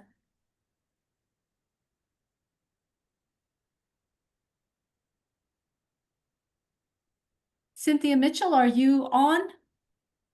I am now. I've stopped talking to myself. I have questions on 28, 29, and 31.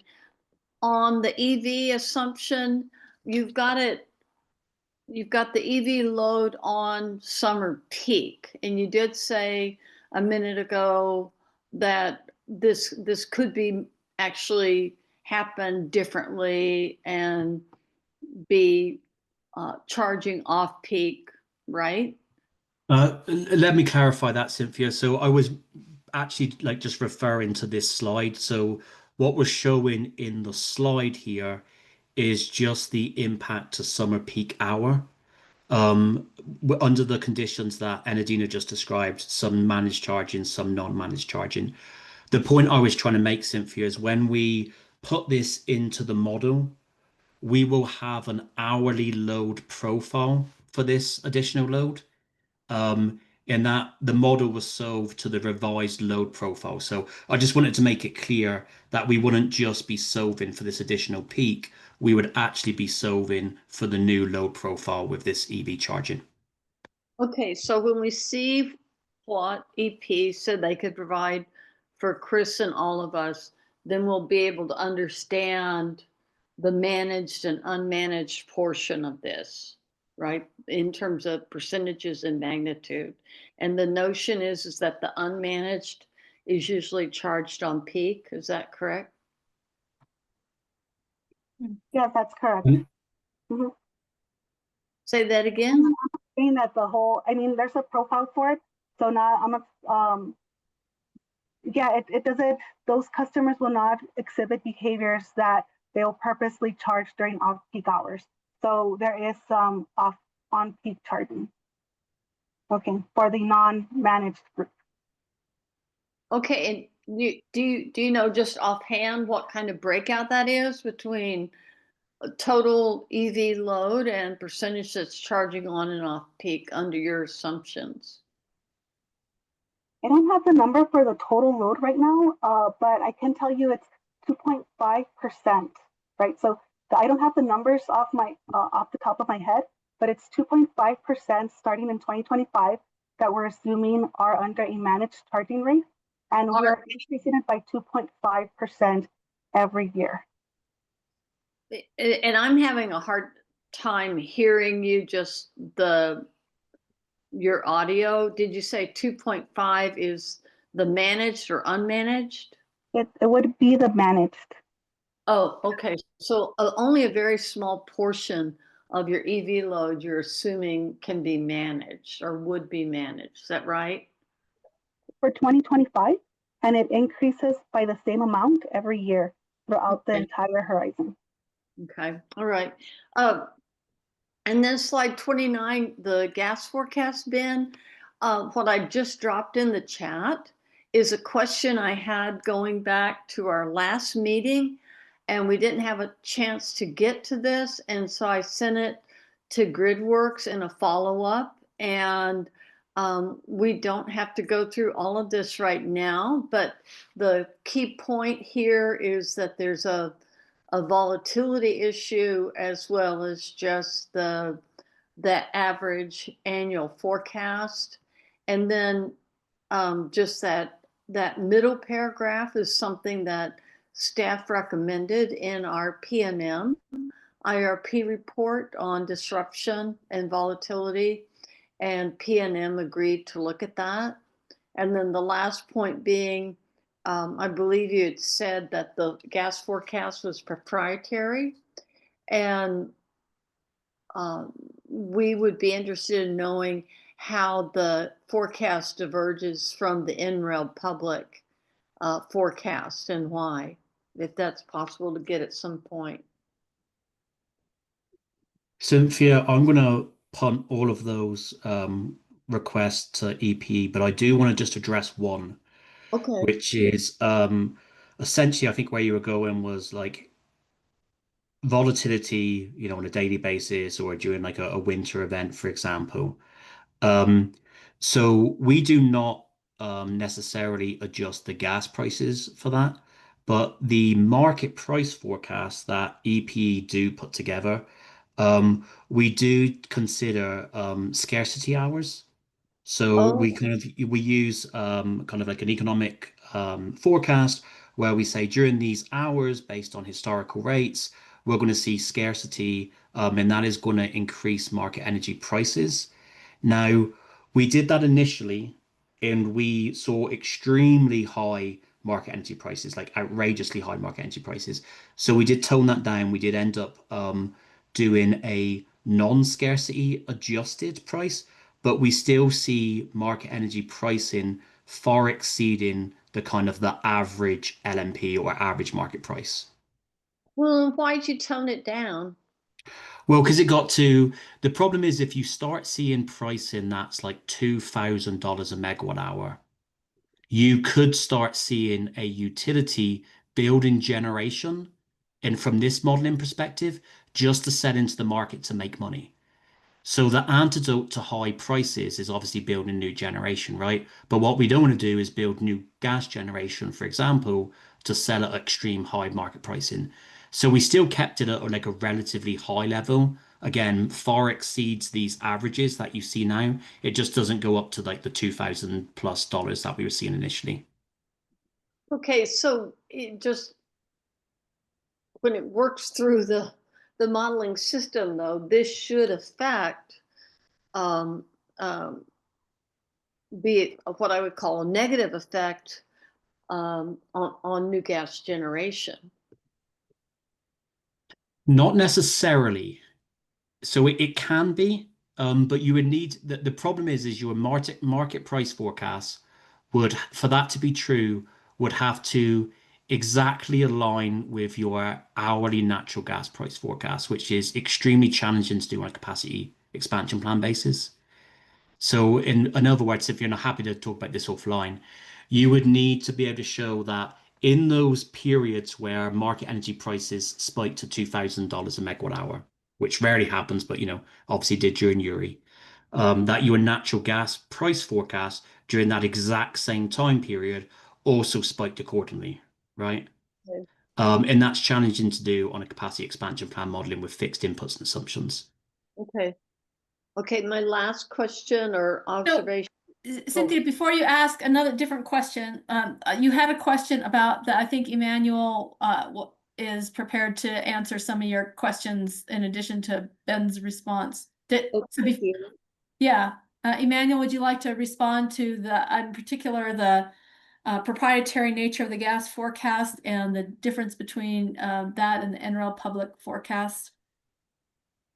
For those questions, we're currently putting together the answers to that, and we were gonna send it off. So that request has been sent out. And then I think just for information, there was an earlier request on the breakout for between the base load data centers and whatever else. That request was sent out, and I believe it's been uploaded to the SharePoint already, so it should be available. Okay, thank you, Emmanuel. And then at some point, I'd be interested in whether or not you would be willing to also look at that LB&L tool to evaluate disruption in natural gas supply and price volatility. I'd be happy to sit down with you and our gas folks, our resource management group, and talk about that. Okay, and you can look at our, do you need a copy of our staff P&M report or? We can pull it. Okay, great. Thank you.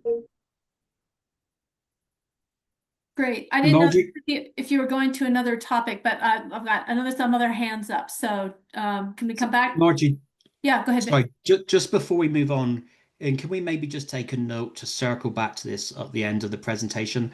I would like to speak to Cynthia and Chris a little bit more. We're talking about natural gas price volatility. We're talking about ELCCs for natural gas prices, but we're also talking about a portfolio that doesn't allow any new natural gas. So I kind of want to maybe just understand a little bit more the pertinence of some of these issues. But let's not sidetrack us right now. Let's maybe circle back to that at the end, if you don't mind. Okay, I'll make a note of that. Great. Noted. Thank you. Last on the slide 31, your carbon capture, and you said you've been going back and forth, or that you see the industry going back and forth between carbon capture versus hydrogen. And I guess I'd just like to put a pin in that staff at least does not see either one of those as viable technologies. Okay, in Cynthia, again, all I can say in response there is that the RFP would essentially be where that comes out in the wash, right? Is can somebody put together either a proposal that incorporates carbon capture or hydrogen fired generation either today or show a clear pathway in which that becomes viable in the future. Okay, So again, we need to be we certainly, to your point though, I completely understand. We need to be putting that emphasis on people coming into an RFP and say, okay, let's see your assumptions. Let's see your hand here. Okay, thank you. That's fair enough. Great, thank you. Anastasia, you've got your hand up. Please go ahead. yeah, I'm back on slide 29 and the forecasts. This Palo Verde market price. Ben mentioned quite a few minutes ago that it more or less tracked the natural gas price forecast.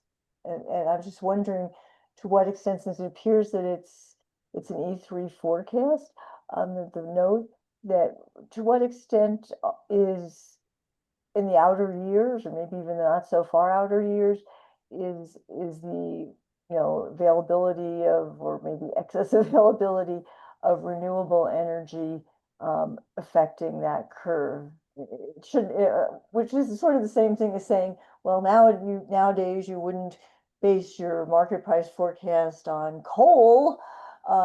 So what makes you think that it should stay more or less in sync with natural gas as technologies portfolios change? Yeah. So it's a good point, and I just want to maybe say that's a simplification. So this is just looking at the annual average. If we were to look on an hourly basis, what you typically see is increased volatility over time as the penetration of renewables increases. So as the system stands today, typically the marginal unit is going to be natural gas.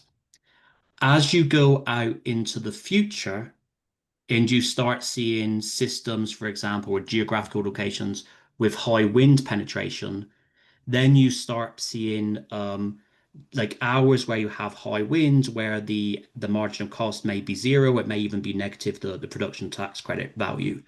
So on an hourly basis, you see that volatility. I think I was just kind of showing more of this just average system, just to show we'll be kind of looking at each hourly price on a plus or minus 10% basis. So this is a bit of a simplification.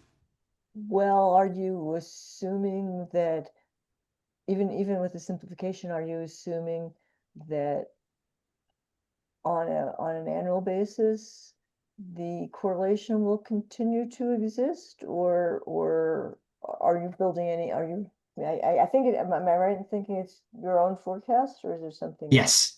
Yeah. So absolutely right. What we're doing here for our market price forecasts, we do a fundamentals based forecast. So we do this across the entire nation, all of the major areas. We have a model, for example, that represents the entire Southwest Power Pool or the entire WEC or the entire MISO area. And that model has all of the generation in all of the load embedded within the model.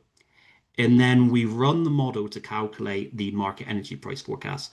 So to your point, over time, what we're seeing in our models is increased penetration of wind, increased penetration of solar, cogeneration retiring and coming off. So as the time progresses, we see the transition in the generation fleet, which is in turn embedded within our market energy price forecasts. Okay, thanks. Great, good question. Phil Simpson, Phil, you've got your hand up. Please go ahead. Yeah, on slide, I guess it's slide 28. Just wanted to confirm, I think what you said, the high electrification case, that's only EVs. There's no consideration of converting homes from natural gas to electricity in this. Is that right? Anita, do you mind answering that one?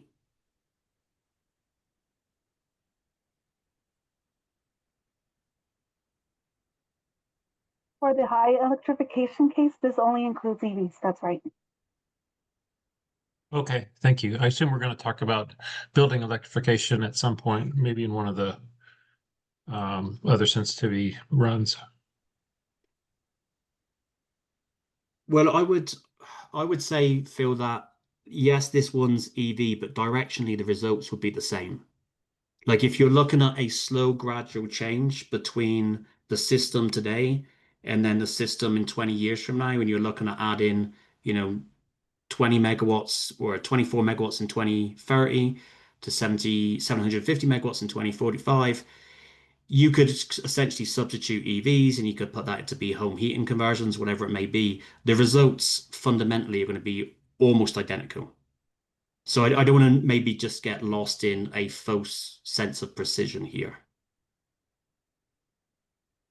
Okay.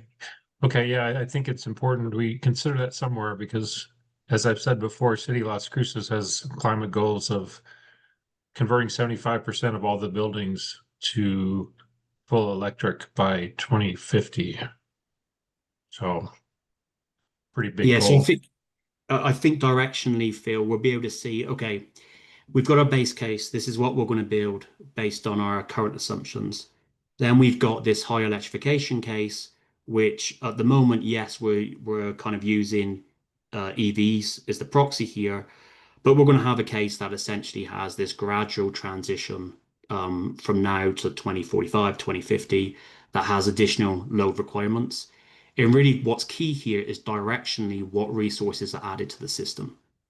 So this is going to say, hey, if you were to issue that RFP next year, this is the minimum amount of resources you should be looking at, this blue line. But if we assume that we're going to have additional load caused by electrification, how much additional resources should we ask for in the next RFP, and then the one after, and the one after that? Okay, thank you. Great. Other question on these other the other scenarios that EPE is going to run and the assumptions into those. Okay, Ben, why don't you continue then on the scenarios and sensitivity stakeholder requests portion? Okay, so just to recap, the last meeting, I think we received 24 stakeholder requests. We combined them down into somewhere in the region of 18 or 19. The vast majority of them fed into kind of the demand response, the demand side management scenarios. So I talk about the kind of the CNI demand response program in a moment, and then also the residential demand side management program. And then in addition to those kind of demand side alternatives, we had a request from Mr. Fishman to look at a carbon tax or a social cost of carbon. So I talk about that. And then also greater market interaction. So if El Paso could look at connecting, I think the request was to the Texas Panhandle, how could greater market access change the resource portfolio? And then finally, I mentioned we're going to do two post analyses. So one was to examine whether grid enhancing technologies, transmission technologies, could be an alternative to traditional transmission expansion. That is a mouthful for a guy from Devon, I can tell you that much, so apologies. And then the second option here was to look at a flexible large customer load feasibility study. And what we would do here is look at the generation that is built in each of these portfolios and see how much headroom there is on the system where we could potentially connect flexible load without the need for additional generation resources. And I'm going to kind of put a third post analysis on here. And Cynthia, this kind of comes to your point.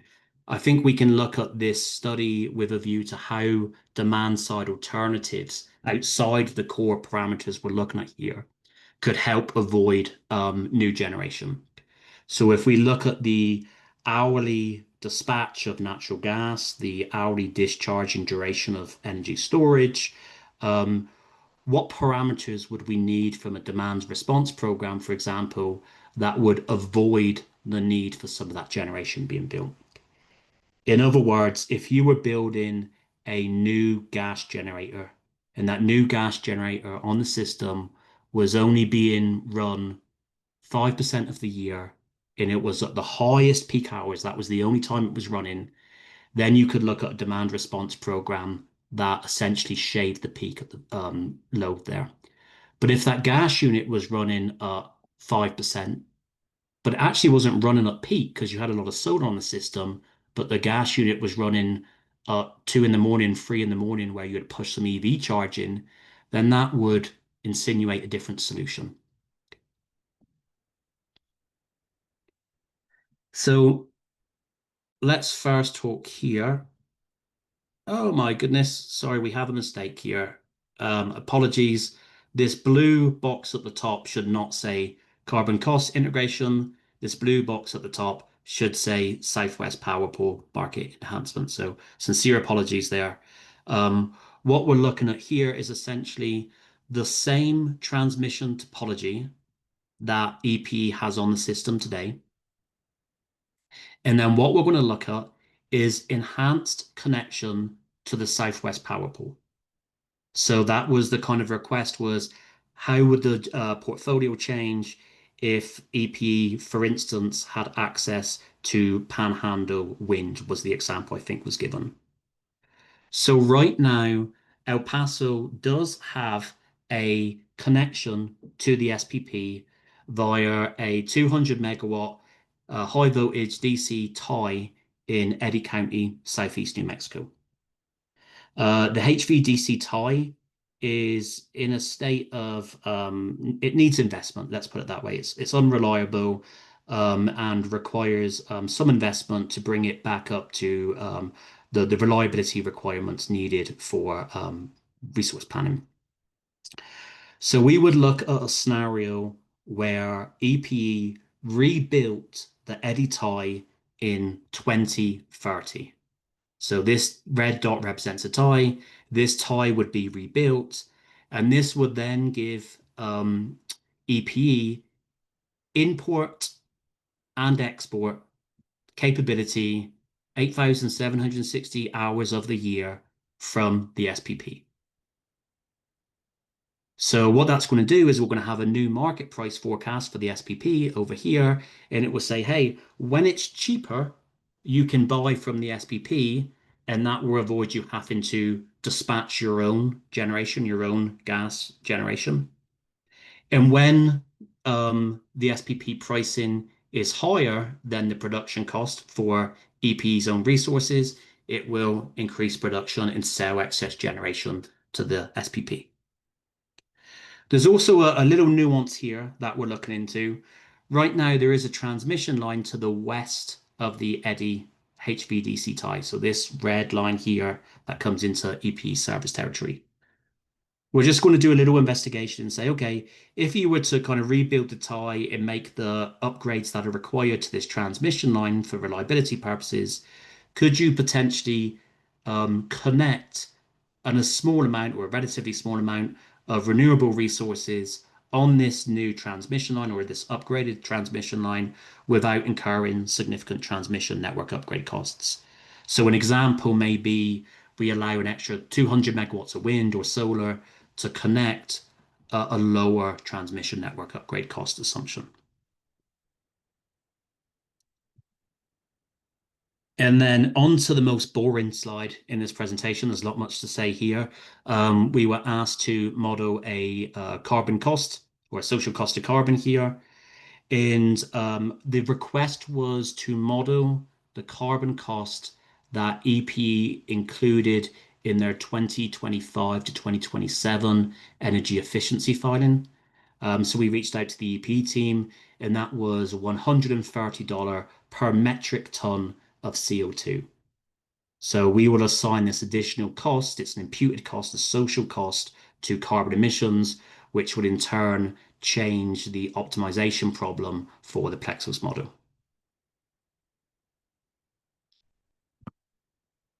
And then looking here at the two demand response scenarios, the first was a large CNI demand response scenario. We presented this to the small DER subgroup maybe a week or two ago. The parameters that we're looking at for this DR program would be an additional 100 megawatts of demand response on EP system. It would be treated as shed demand response. So in other words, when you interrupt load, this load doesn't appear in a different hour. You are literally avoiding supplying electricity during the time period in which the demand response program is being implemented. In terms of the max depth, we will model it at 100% of nameplate. In other words, you could essentially avoid the full 100 megawatts of DR quantity.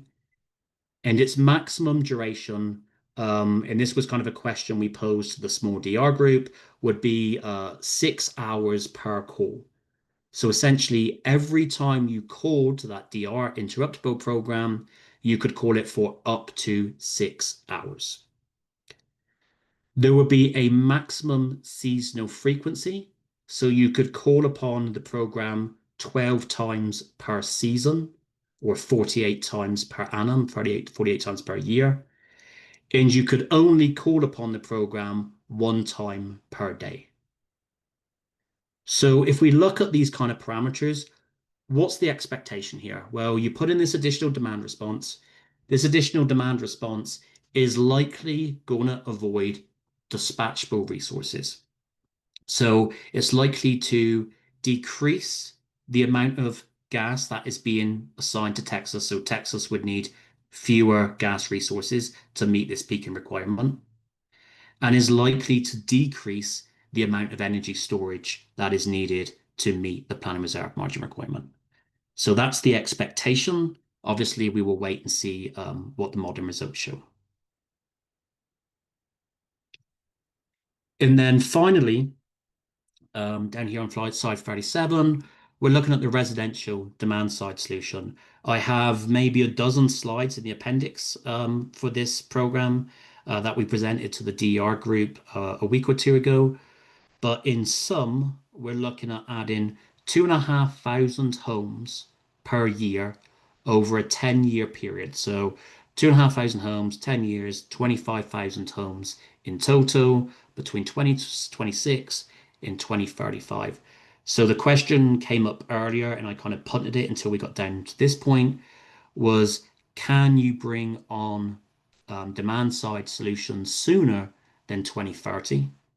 And the answer is we are certainly going to model them. So we will do a model where we have this alternative solution beginning in 2026. Every 2,500 homes provides 32 megawatts of residential rooftop solar. Also, some other parameters we ran by the DER working group.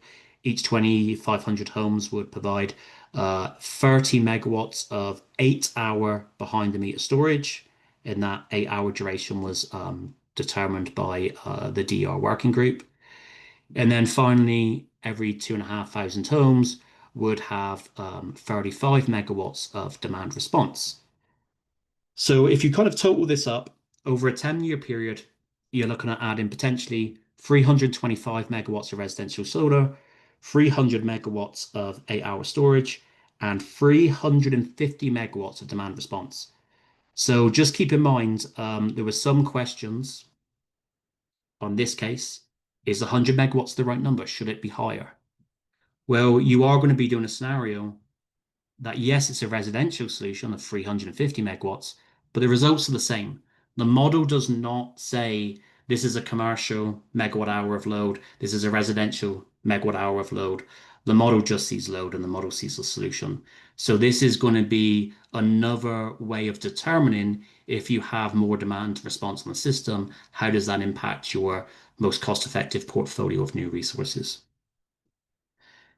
And then finally here, we are going to model this solution at 0 cost. So what that means is we will put it into the model and it will have no construction cost, no operating cost. It will be modeled at completely 0 cost to customers. Now we will then have a result, a base case that excludes the DER enabled homes. And then we will have a scenario that includes the DER enabled homes at 0 cost.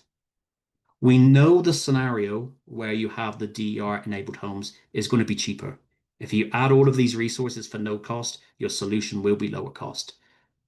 The delta between the two scenarios will then provide the value that these programs generate. And from there, you'll be able to determine what the break-even cost point is in order to implement these programs. And then my final slide here, just to round off the residential demand side one, is we were also asked to look at time of use rates. And you will see here in the base case, this blue line represents the peak load in the base case. Now, I believe if someone's paying attention here, this number actually is probably lower than you see on earlier slides. And that's just because this is just kind of the native load. And I don't believe it includes some of the large C&I customers. But what you will see here is this orange line shows the impact to peak demand if you implement time of use rates. Now, going back to my earlier comment, this is just a reduction to peak demand. And in this time, we're assuming this is a shift program. So you're just taking load from the peak hours and shifting it to a different hour. In the net energy consumption over a period of time actually remains constant. It just is a time of shift here. I will read off what's on the slide here, and then Adina, if you want to provide any clarification, please do. But the default here, or the assumptions would be, it's a default opt-in time of use rate program with a 15% opt-out assumption. And then the on-peak hour usage will decrease by 9.2%. And this is based on a study that the Brattle Group performed for EPE. But I'll pause there. And Adina, any clarification you would like to add there? No, I think you got it, Ben. Okay, wonderful. Thank you. So, Margie, I think with that, I am at the end of the presentation. As I did say, in the appendix, you will see much more detail for the demand response residential solution. Great.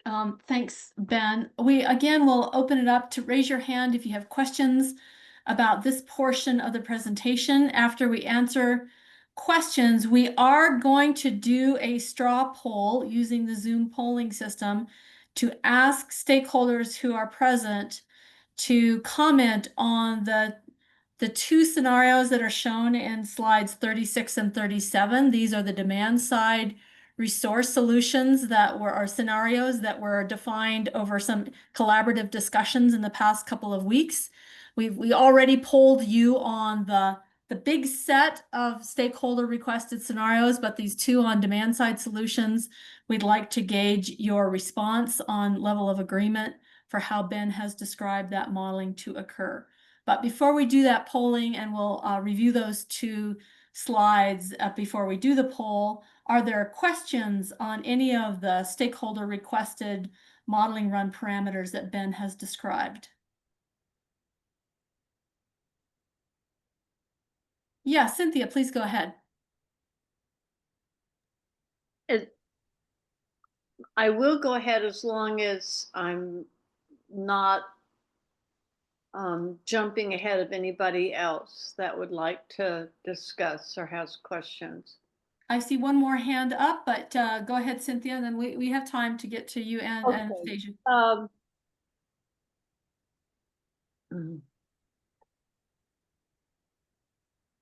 Let's see, where do I want to start?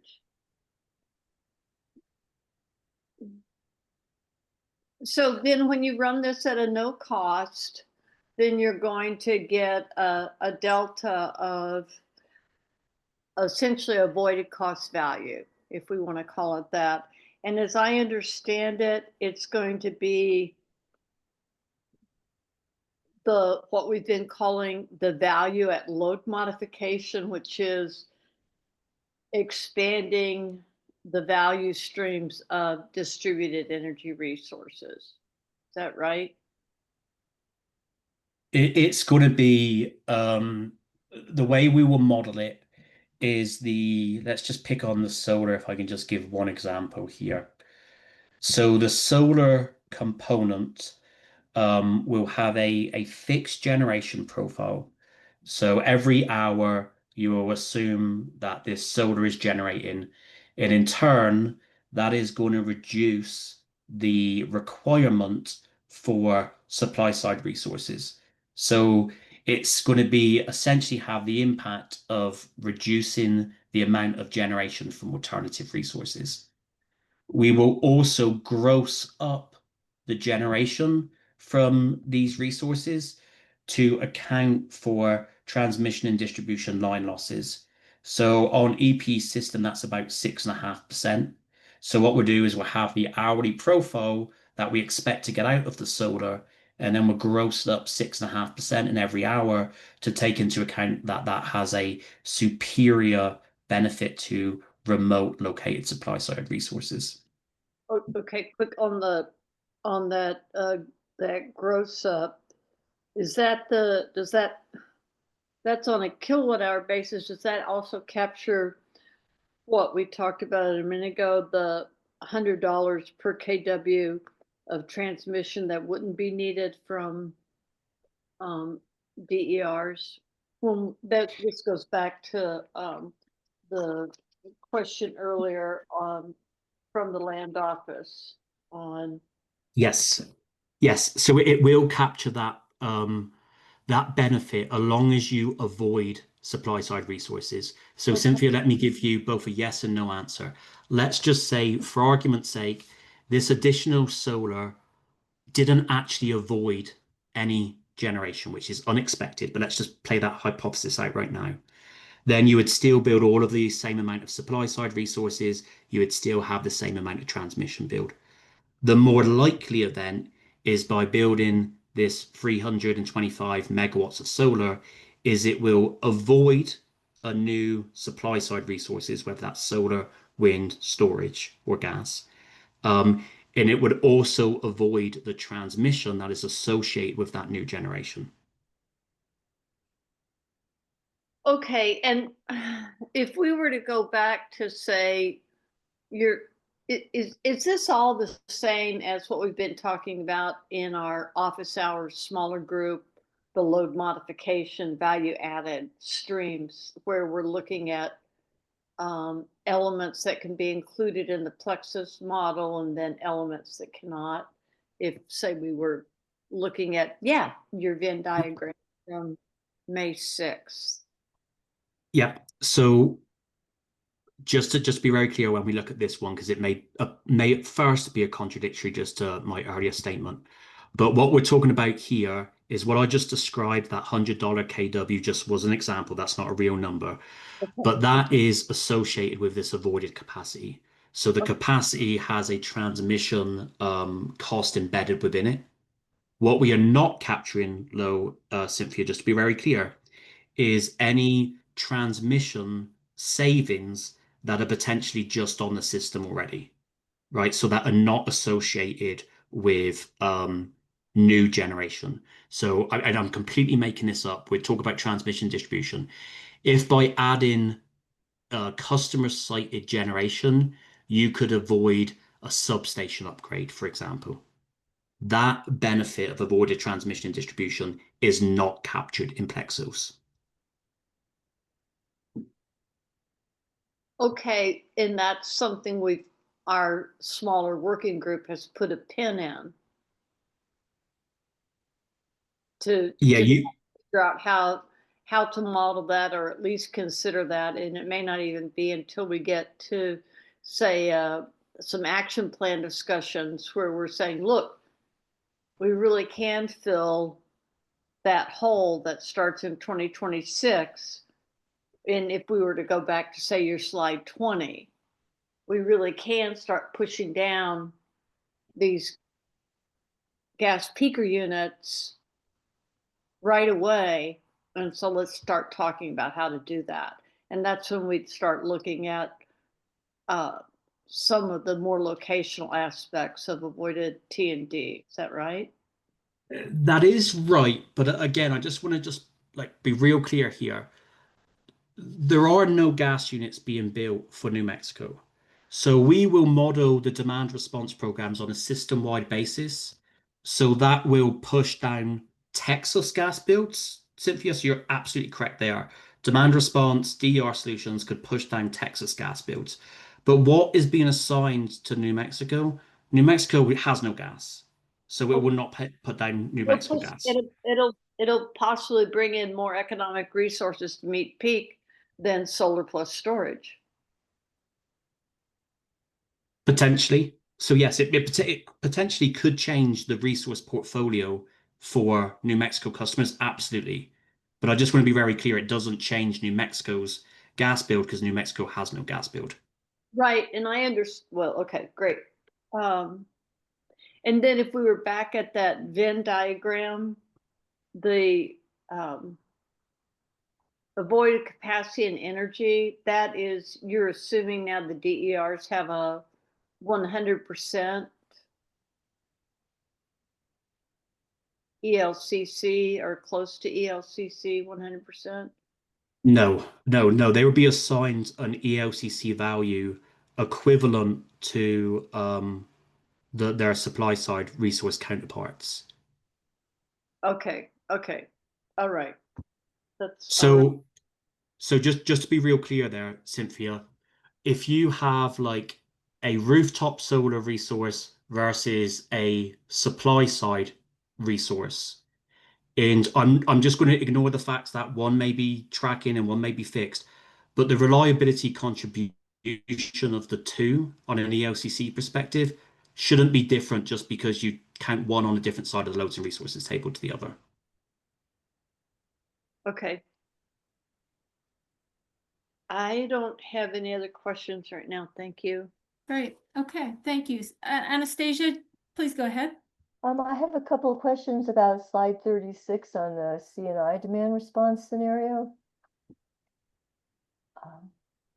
So is this a plan, are you modeling this as a single resource, you know, that the 12 calls per season would all be contemporaneous, or is it one of these would it be one of these kinds of demand response programs where you could do segments in order to achieve better buy-in, and without as many interruptions?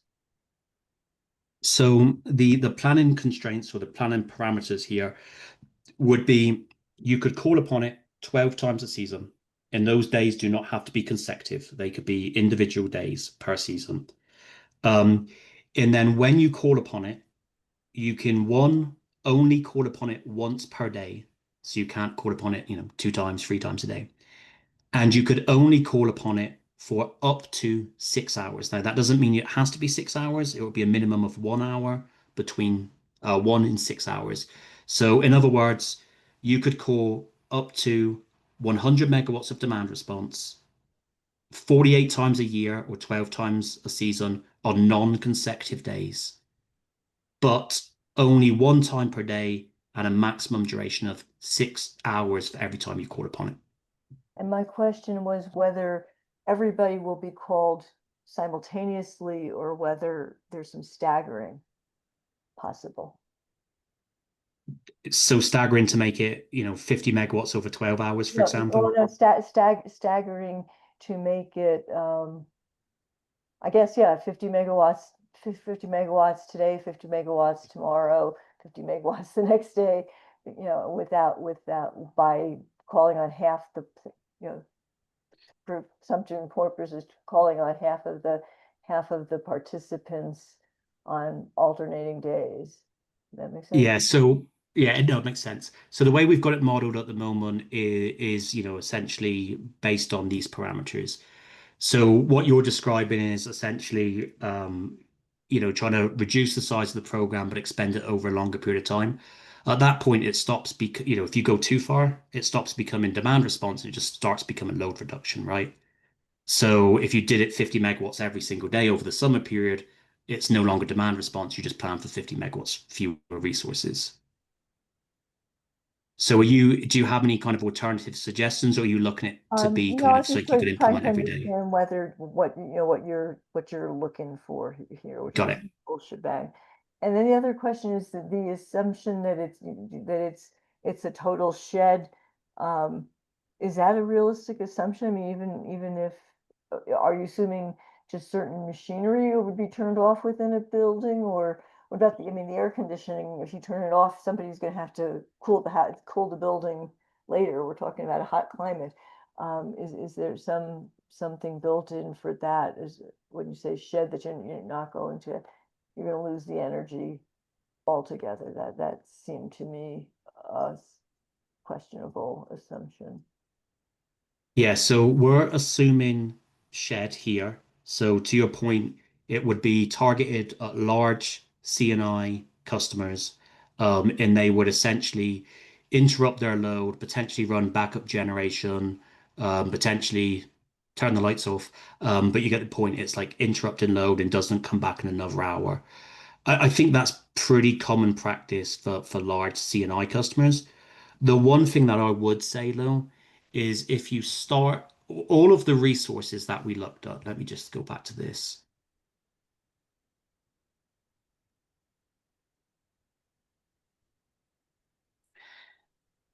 They're being driven by peak demand. So if you shift load from peak hour, so let's just say it's a 100 megawatt interruptible program, but 20 megawatts of it comes in a different hour at 2 in the morning, 3 in the morning. Yes, it would change your production. You need to obviously have generation available in those off-peak hours.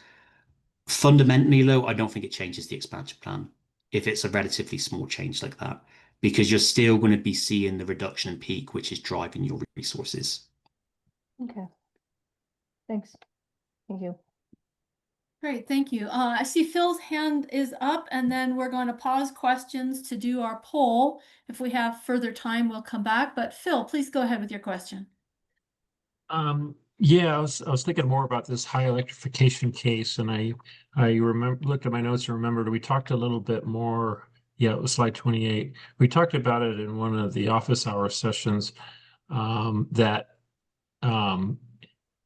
what you said, one of your slides back in April said that the City of Las Cruces electrification goals are aligned with the third load scenario, which I think is the high electrification scenario. And I guess my question is, did you look at the magnitude of the loads that would happen if the CLC stated plans come true to convert 75% of all the houses and commercial buildings to electric by 2050? I mean, No. okay, The simple answer, Phil, there is no. My okay, thought is by modeling like a 750 megawatt peak impact by 2045 is going to directionally tell you the same answer. okay. Well, I think it's important to look at the magnitude too. I mean, anecdotally, I didn't notice a bump in my electric bill when I got an EV, but I sure did when I got a heat pump. So I think it's important to at least spend a little bit of time calculating what kind of load would result if the City of Las Cruces Climate Action Plan was implemented as currently legislated. I mean, I know it's not safe to assume that government plans are going to happen, but I also don't think it's safe to assume they won't. I understand your concerns. Let me, obviously speak with EPE here on that particular issue. Um, the one thing that I would maybe just kind of push back on a little bit here is I don't think we want to turn the IRP, ISP, which is a kind of a longer directional look at, potential resource builds out to address local policy or local concerns, just because I think that's a very specific case, and I would hate the results of the IRP to be used as a sole justification to look at their policy. Okay, I just don't think we should ignore the possibility it could really happen as currently planned. And Adina, Thank do you know you. what the total load is in Las Cruces currently? And if you don't know, I'm sorry to put you on the spot. The exact number, it's around 525, but I don't recall the exact number. It's around there. I Got it. Okay. can come back and say the number right now, but Got it. Thank you. Yeah, and let me just clarify a difference that I heard though, Ben and Phil. I think, Phil, you noted from a previous workshop that perhaps the electrification of homes was included in the third case, which was additional load scenario, the green bars on this chart versus, Ben, I think your description of the electric vehicles being red, but we'll get the data, we'll see, but I'm assuming that what you recall what you said, Phil, now is that you believe that perhaps that high electrification is included in these green bars for building for a home. But we'll ferret that out and get that information to you. Yeah, no, I thought it Yeah, was included in the red case, not the green. yeah. So I guess the point I was trying to make in Las Cruces was between the blue, the red, and the green, we have a kind of a base, medium, high example. Okay. And the very strong likelihood is if you look at that very specific example of Las Cruces home heating electrification, that it still falls within these bounds. I mean, if we want to do like a red plus, right? The red plus is likely going to end up somewhere within these green lines. Now we can justify whether we want to push the greens up further, but directionally you're going to know the results. Okay. So the composition of that change above the blue is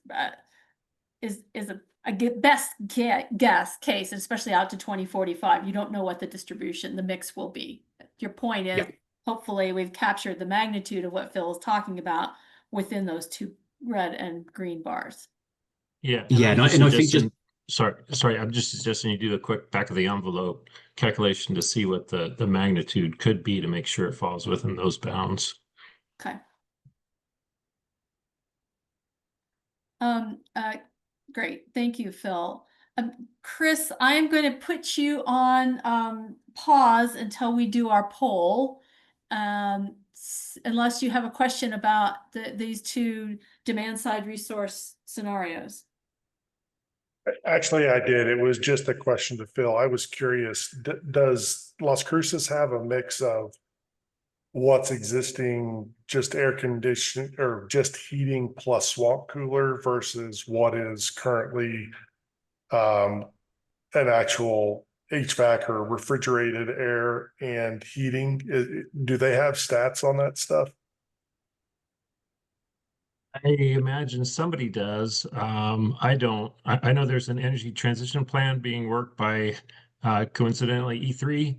Another is under contract to work that. So I know they've done that evaluation, but I don't have that data. Okay.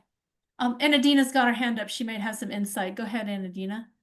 well, I was just going to circle back around and say that the load for New Mexico for 2024, we have estimated at 511 megawatts. For all of New Mexico, including Las Cruces. Yeah, our New Mexico jurisdiction. Okay. Great, thank you.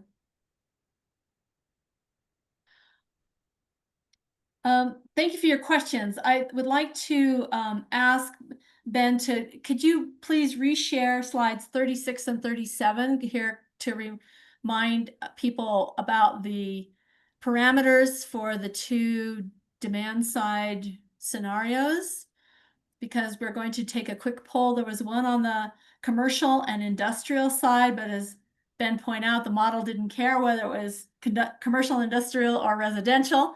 But the parameters that are being defined for those two scenarios, he described on here at slide 36 and 37. If you'd share that one, just to remind people. Am I sharing, Margie? I think so, yep. Okay. Can you go to 37, please, Ben?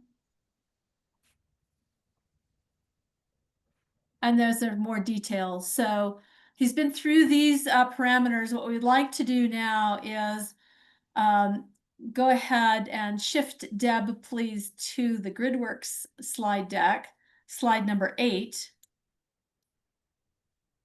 And we'd like to ask you, you recognize that there's been some collaboration over the past month from between actually the meeting in Las Cruces to conversations over office hours. And we'd like to ask now for a quick response to a Zoom poll to this question. And this is specifically to the 2 demand side resources modeling runs. And we'd like to ask you, what is your level of agreement with the direction these demand side resources modeling runs, which were requested by stakeholders and collaborated with E3 to define?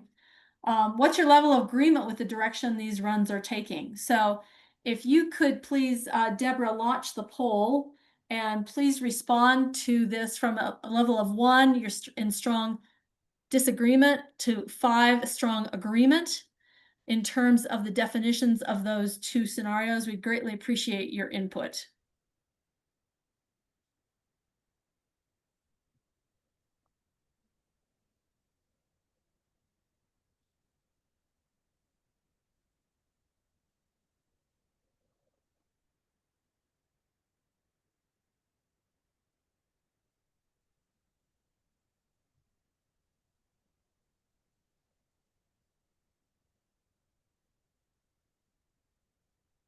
See that 14 folks have responded. Could we please ask others to respond to the poll? If you're having trouble, speak up if you don't see the poll.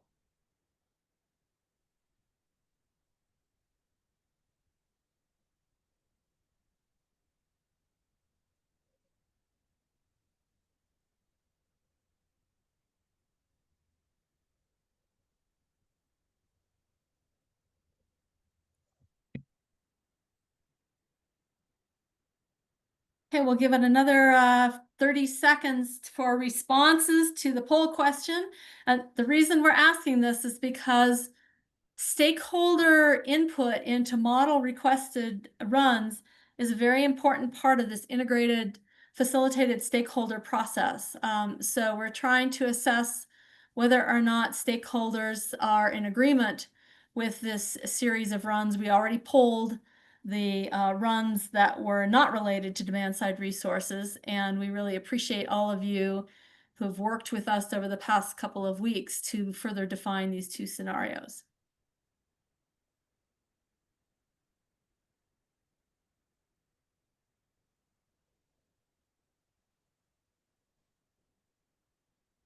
Okay, I think we can end the poll. Thanks, Deb, and thank you all for the 14 of you who have responded. The rest of you, we're hoping that that's not because you don't agree, but because you're neutral on this topic. But we very much appreciate it. Looks like most people who voted were either in mild or strong agreement, with 12 out of 14 responses being mild or strong agreement, and 2 people neither agree or disagree, or still processing or contemplating the information. So thank you for that.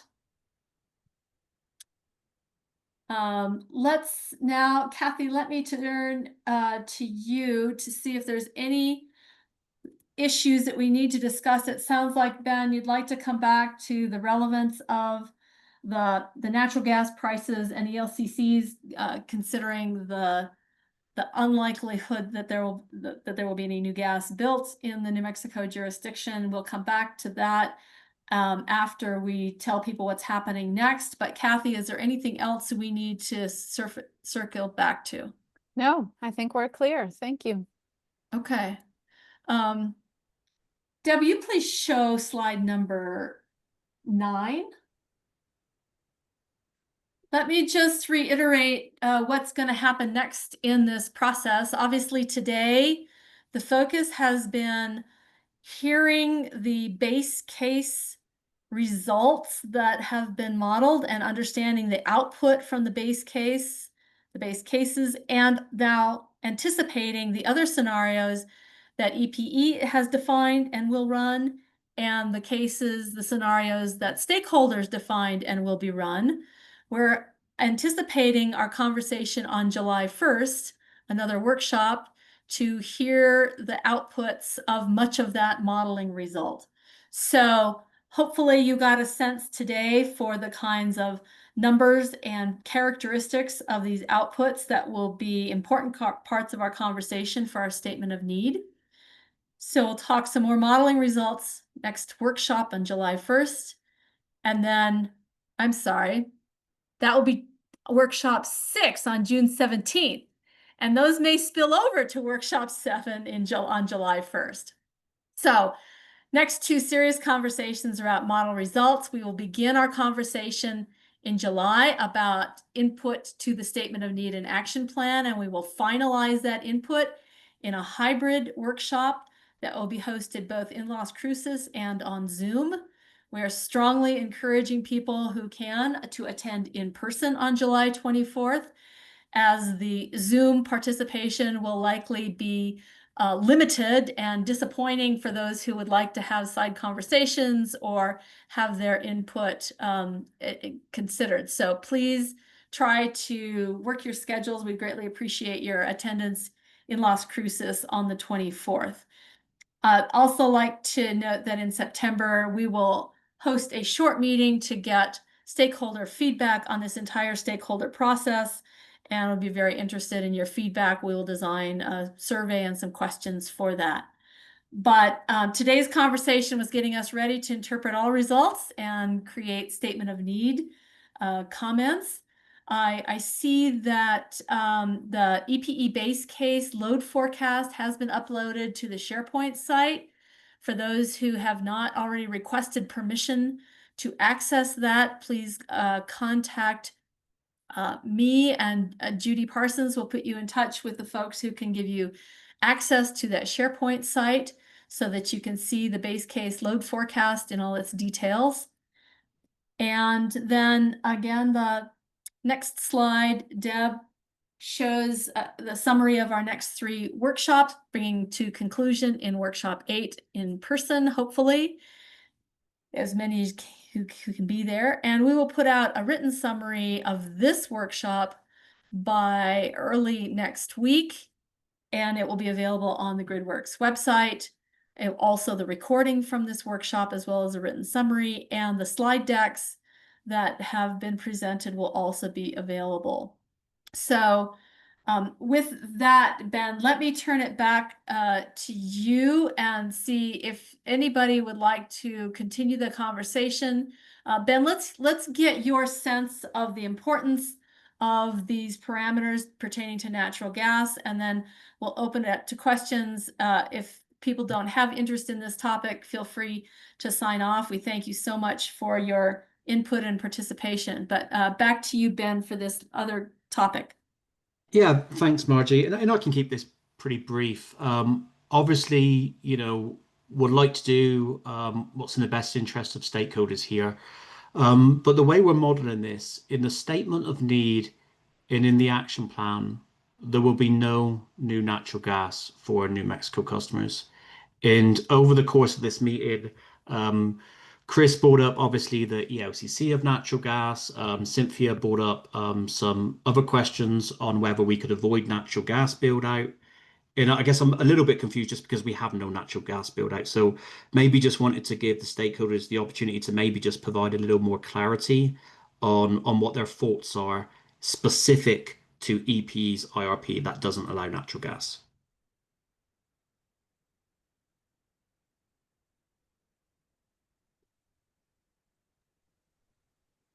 Yeah, go ahead, Cynthia. I'll give some comments and hopefully not come across as an idiot on this. And I do very much recognize that New Mexico will not be building gas, okay? As a general matter, there's still aspects of the way the IRP is modeled as a whole that I think are some fundamentals that matters to staff. And that pertains to hydrogen, carbon storage, the price volatility and risk assumptions on natural gas. And those are pretty high level. And I don't see that we'll be spending any time at all on the Texas portion of the IRP, okay? And then if we went to say slide 20 again, and so Ben, does that make sense that these are just some, what's the word that I want to say? That these are just some fundamentals about gas, natural gas, that I think deserve and merit to be brought up and questioned, discussed, regardless, okay, of the fact that you are going to model New Mexico as not having gas. And, you know, we don't know in certain that gas won't, you know, won't creep in, or, you know, that won't change in the future. So getting some of these basics right, or at least more fully dressed out, I think is important. And then on this slide,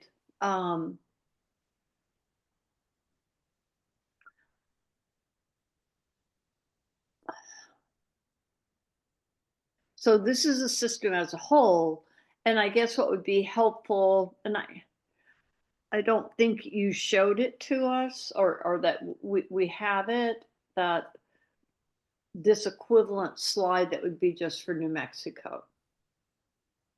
So That would be the, you know, that would be what then I think is the boots on the ground for us in regard to what we've been talking about, that hole or that gap, okay, 26 to 2030, 2032. You know, let's see that hole or gap for just New Mexico, and then let's see the resources that you would add just for New Mexico from supply side. And then, you know, I think as many of us are, you know, heading in the direction of how can we actually meet the, at least the non-IT data center load, how could we possibly meet it through DER resources? Oh, okay. And really appreciate the clarity and clarification there, Cynthia. I will, before the next meeting, put together that slide that you just requested. The data is actually on slide 20. It just isn't spelled out very clearly the way you've just described it. So just to give you the information in the meantime, and I will make this much clearer for the next meeting, if we look at these tables, all of the gas generation essentially is assigned to Texas. So there is no gas Okay, here. okay. Yeah. I see it now. You know, it's really small on my screen, and I wasn't able to print this out in advance. And Not a problem. I do a lot better if I can print out some of these slides in advance. Yeah, so I should be looking at your LC plus REA column, and that, okay, but so when we look at the LC plus REA column, see, that has new gas in it. So just real quickly, and this is why I said it's not very clear, and I will make this clearer. You kind of need to read these 3 steps. When we look at the LC plus REA, this is system-wide. Okay. So the math here, and again, I will make this clear. The math is this is the new gas is just Texas per 0.1 here. Okay. The renewables and storage that appear in both cases are jurisdictionally split. So let's go down to 2040. It's a little bit easier. So in this case, these resources, oh, sorry, I can't highlight a column here. These 3 resources would be load ratio share between Texas and New Mexico. And then the delta between the two would be direct assigned to New Mexico. So the data is here, Cynthia. It's just horribly inefficient to show what you would like to see. So I can just kind of cut and paste this and for the next meeting have it kind of laid out in a chart for you. Okay, and does it make sense to you that we would at least be wanting to make some foundational comments about positions on aspects of natural gas, the ones that I've mentioned? Yeah, I think I would maybe, punt that to EPE just because it's not really modeling, it's more policy related. So maybe, I don't know if Emmanuel is still on the call, maybe you would like to address that question. The question is, Well, I mean, just for instance, on the matter of hydrogen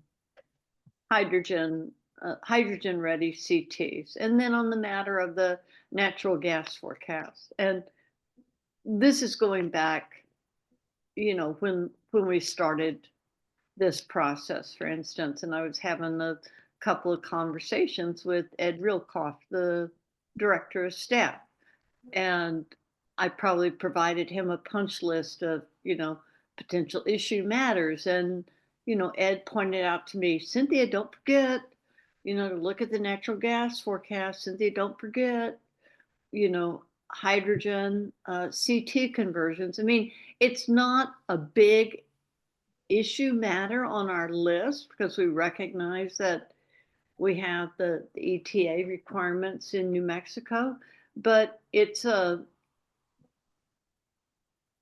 consistency thread or logic in position and just due diligence and research and analysis that we